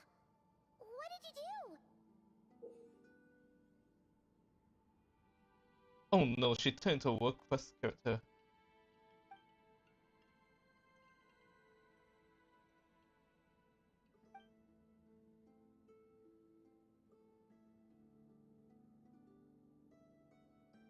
Do you want us to activate this? Paimon's not sure what's going on, but it looks like Columbina wants us to activate. You can use the power Columbina just gave you to activate this thing, right?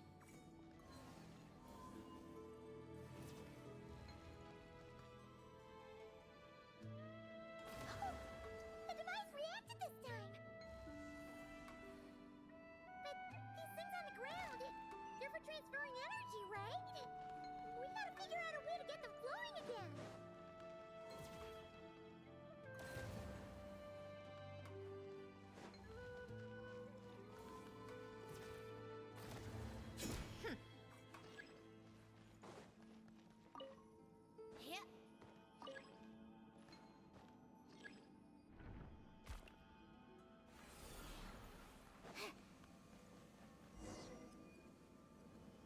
Awesome! The energy channels are clear! Wait, where are you going? We better catch up with her.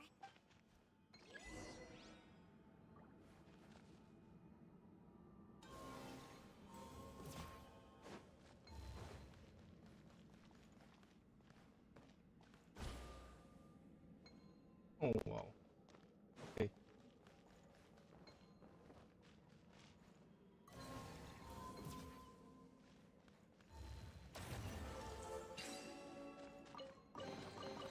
Certainly went out of your way for this, didn't you? It's all yours. Oh, look! The 3 rings that fell to the ground! Wow! They look pretty fancy now, don't they? It's like going out for a bit and coming back to find your little house has suddenly turned into the Don Winery.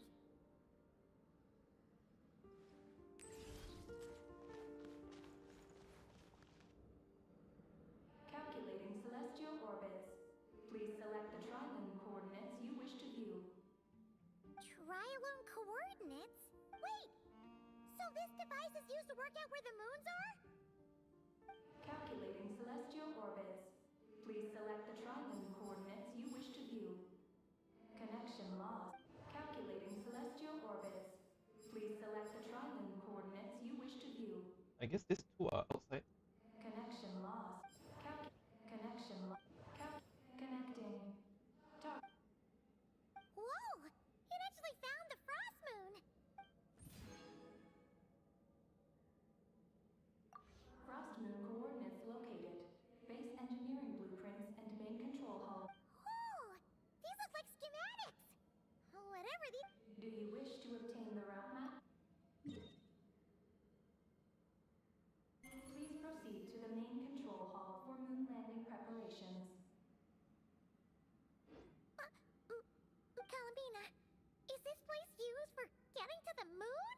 But Columbina has taken me to the Frost Moon before. Why would she need this device? And the power she just gave me is completely new. I've never seen her use it before.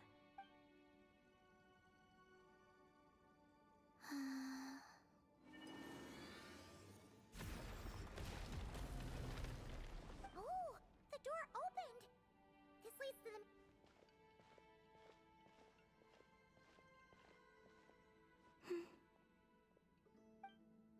Columbina, can you hold out your hand?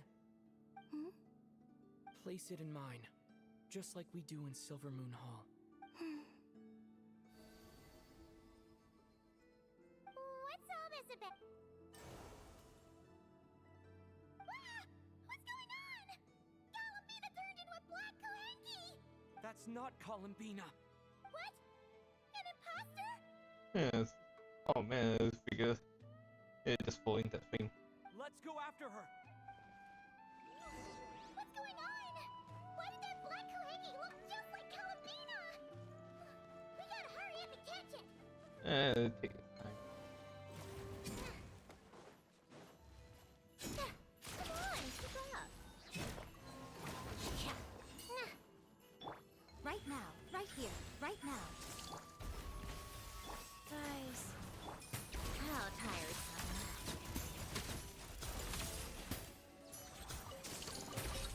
So, what's inside? Not that I care.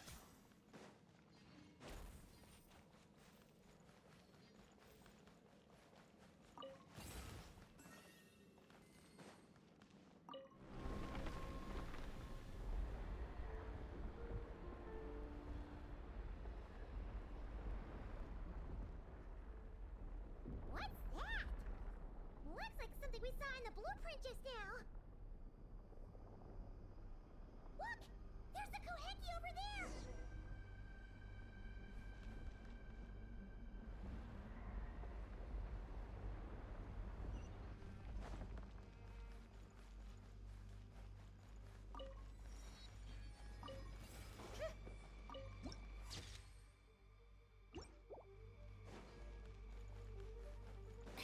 Take a break.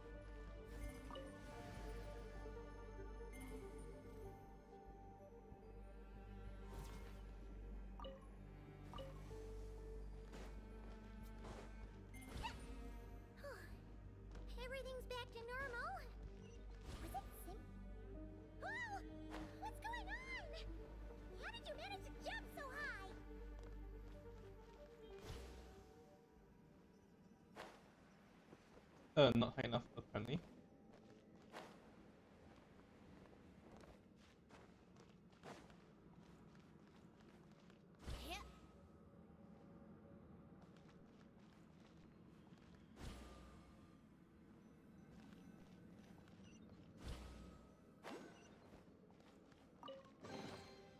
So, what's inside? Not that I care.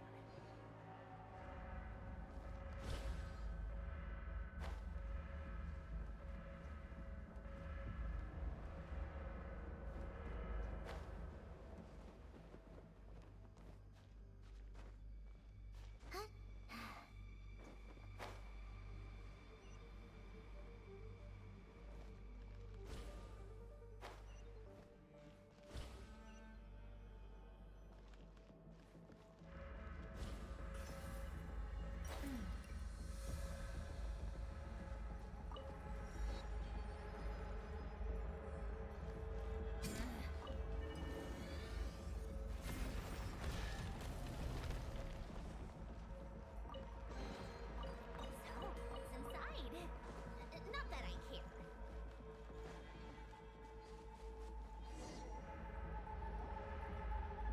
According to the route map, this. Hey, you!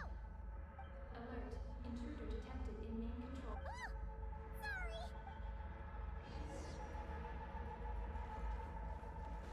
Oh boy.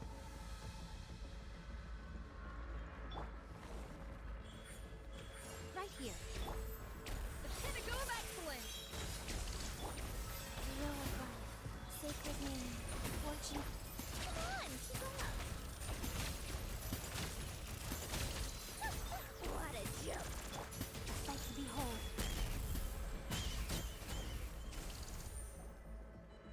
Phew. It was no problem for you in the end. Alert. Main control hall. All personnel, please evacuate. Seriously? This place has gone crazy! It's trying to take what if some really important... Please verify orbital. Huh? What orbital What are you doing? Will giving it the coordinates stop the base from self-destructing? What are the coordinates? Don't panic! Don't panic! Please verify orbital coordinates. Paimon remembers now! There were 3 symbols! The simplest looking one was first. The second symbol had a super complicated shape. And lastly... Paimon can't quite... Orbital coordinate verification. Did we make it? Was it you talking just now? On the moon? What? Has something happened to her? Rescue? Is she asking us to go save Columbina? Take the spaceship? To the moon?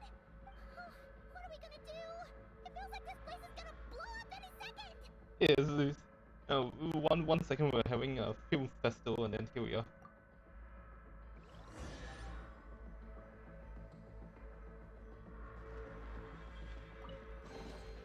Go on. Open it. This is bad. We still don't really know what's going on. If Columbina is calling for help, the spaceship's our only chance. You're right. And if this base blows up, we won't get another shot at going to the moon to rescue her. I guess we'll just have to take a chance.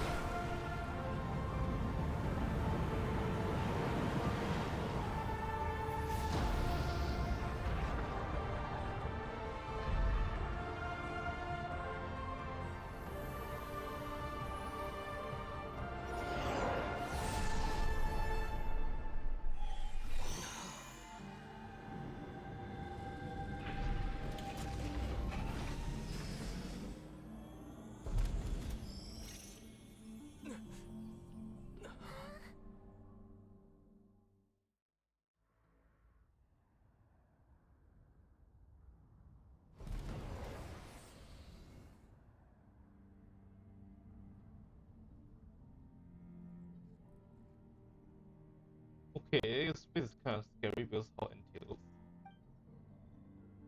Wow! We blasted off for real! Paimon was expecting a regular old vanilla adventure, but here we are, flying to the moon! Hey, you! Tell us what's going on, will ya? What sort of trouble has Columbina gotten into? Seriously? Playing dumb again? We definitely heard you speak just now, right? No, wait. You, then how about we take a look around this ship? Let's see if we can find something to help you talk.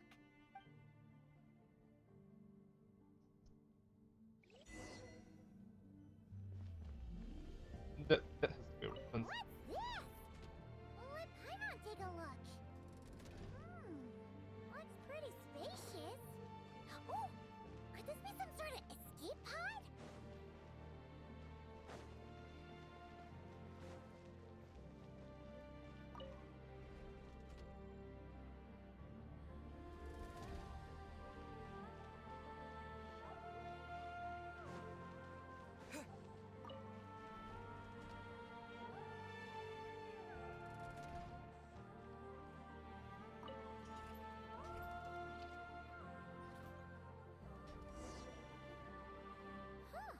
Is this escape pod broken?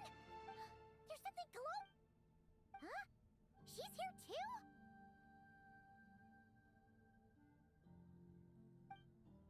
What is that? It's the spaceships. Archeoloon spectrometer. Whoa! Is that your voice? Huh? That sounds a lot like Flitch's. No. You mean... No. Why do you pant so much when you talk? No wonder we ran into their secret source automatons back there. But what does this all have to do with Columbina? Columbina. Did she run into trouble and send... Not. Can you take it from the... Huh? She rescued you? That's... Then why did you tell us to get on this spaceship? I feel like they weren't expecting the voice fix, and then decided, why not just do it? That was a bit more weirder. I wanted to go back to the moon, not... Oh no! In that case, no! How come... Hey, you! You're leaving something out, aren't you? You said come... Not... Not what? Not... Ugh! This is really starting to get on Paimon's nerves! I'm sorry. When I woke up, she took me to... It was called... Oh! Did Columbine... I must... There lies... What mission? How could you forget something like that? Oh, right! You... Yes. Is Columbina there right... Well, that explains Columbina wasn't in trouble. She just picked this Kuhanki up while... But our girl's got a little problem. She either doesn't... And now the two of us have gone whoosh and flown right out of Tibet. Like a couple of silly animal slimes hit by an arrow. Ugh! You tricked us! Oh. Hey! Are those tears? Psst! Eggie! Paimon isn't real. If you play along, we can... Snacks? Anyway, Eggie, so, you have to take... Then it's settled. Let's make this a surprise visit for Columbina. Who knows? Maybe she'll be really happy to have... Well, and don't you start saying you've already been. This vessel is about to enter lunar orbit. Oh, are we almost there? This vessel is about to enter... Oh, there are so many landing sites. Connection failed.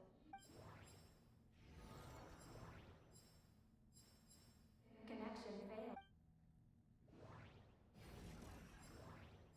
Connection established. Oh, are we getting...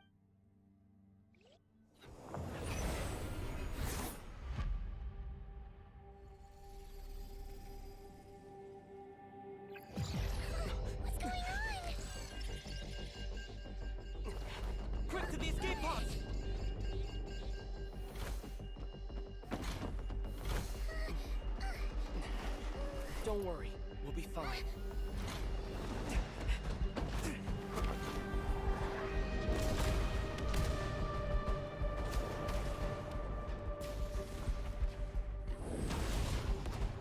Okay, how do you go back?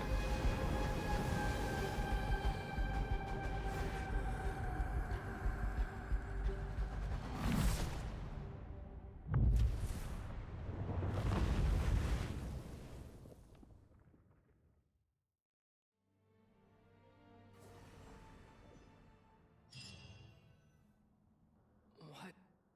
Right. It seems like I'm still in my escape pod.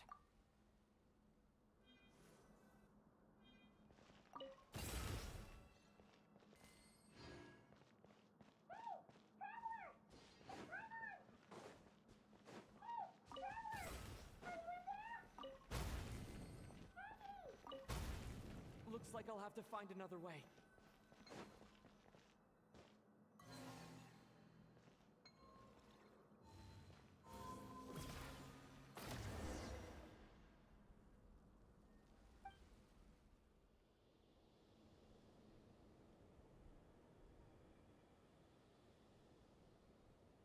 Oh, Paimon just knew you'd be okay. Not good at all. When Paimon came, it's all good now that she's found you, though. Now then, let Paimon give you a quick once-over. Well, that's a relief. It was buried underground for who knows how many years, after all. Whatever. The ride was kind of awful, but we still make Paimon blames Eggy for distracting us. Speaking of Eggy, yeah.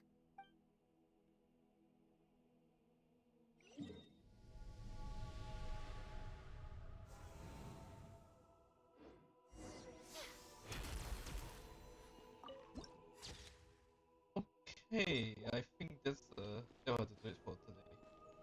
But yeah, I guess the ending of this quest will just be us finally meeting what Conquest doing out here. But I'll probably do it off stream. But yeah, next stream should be Honkai Star Rail. Excited for it since it seemed to be a climax of Planet Acadia. And look forward to it. Hope you all have a good one, and I'll see you next time. Bye now.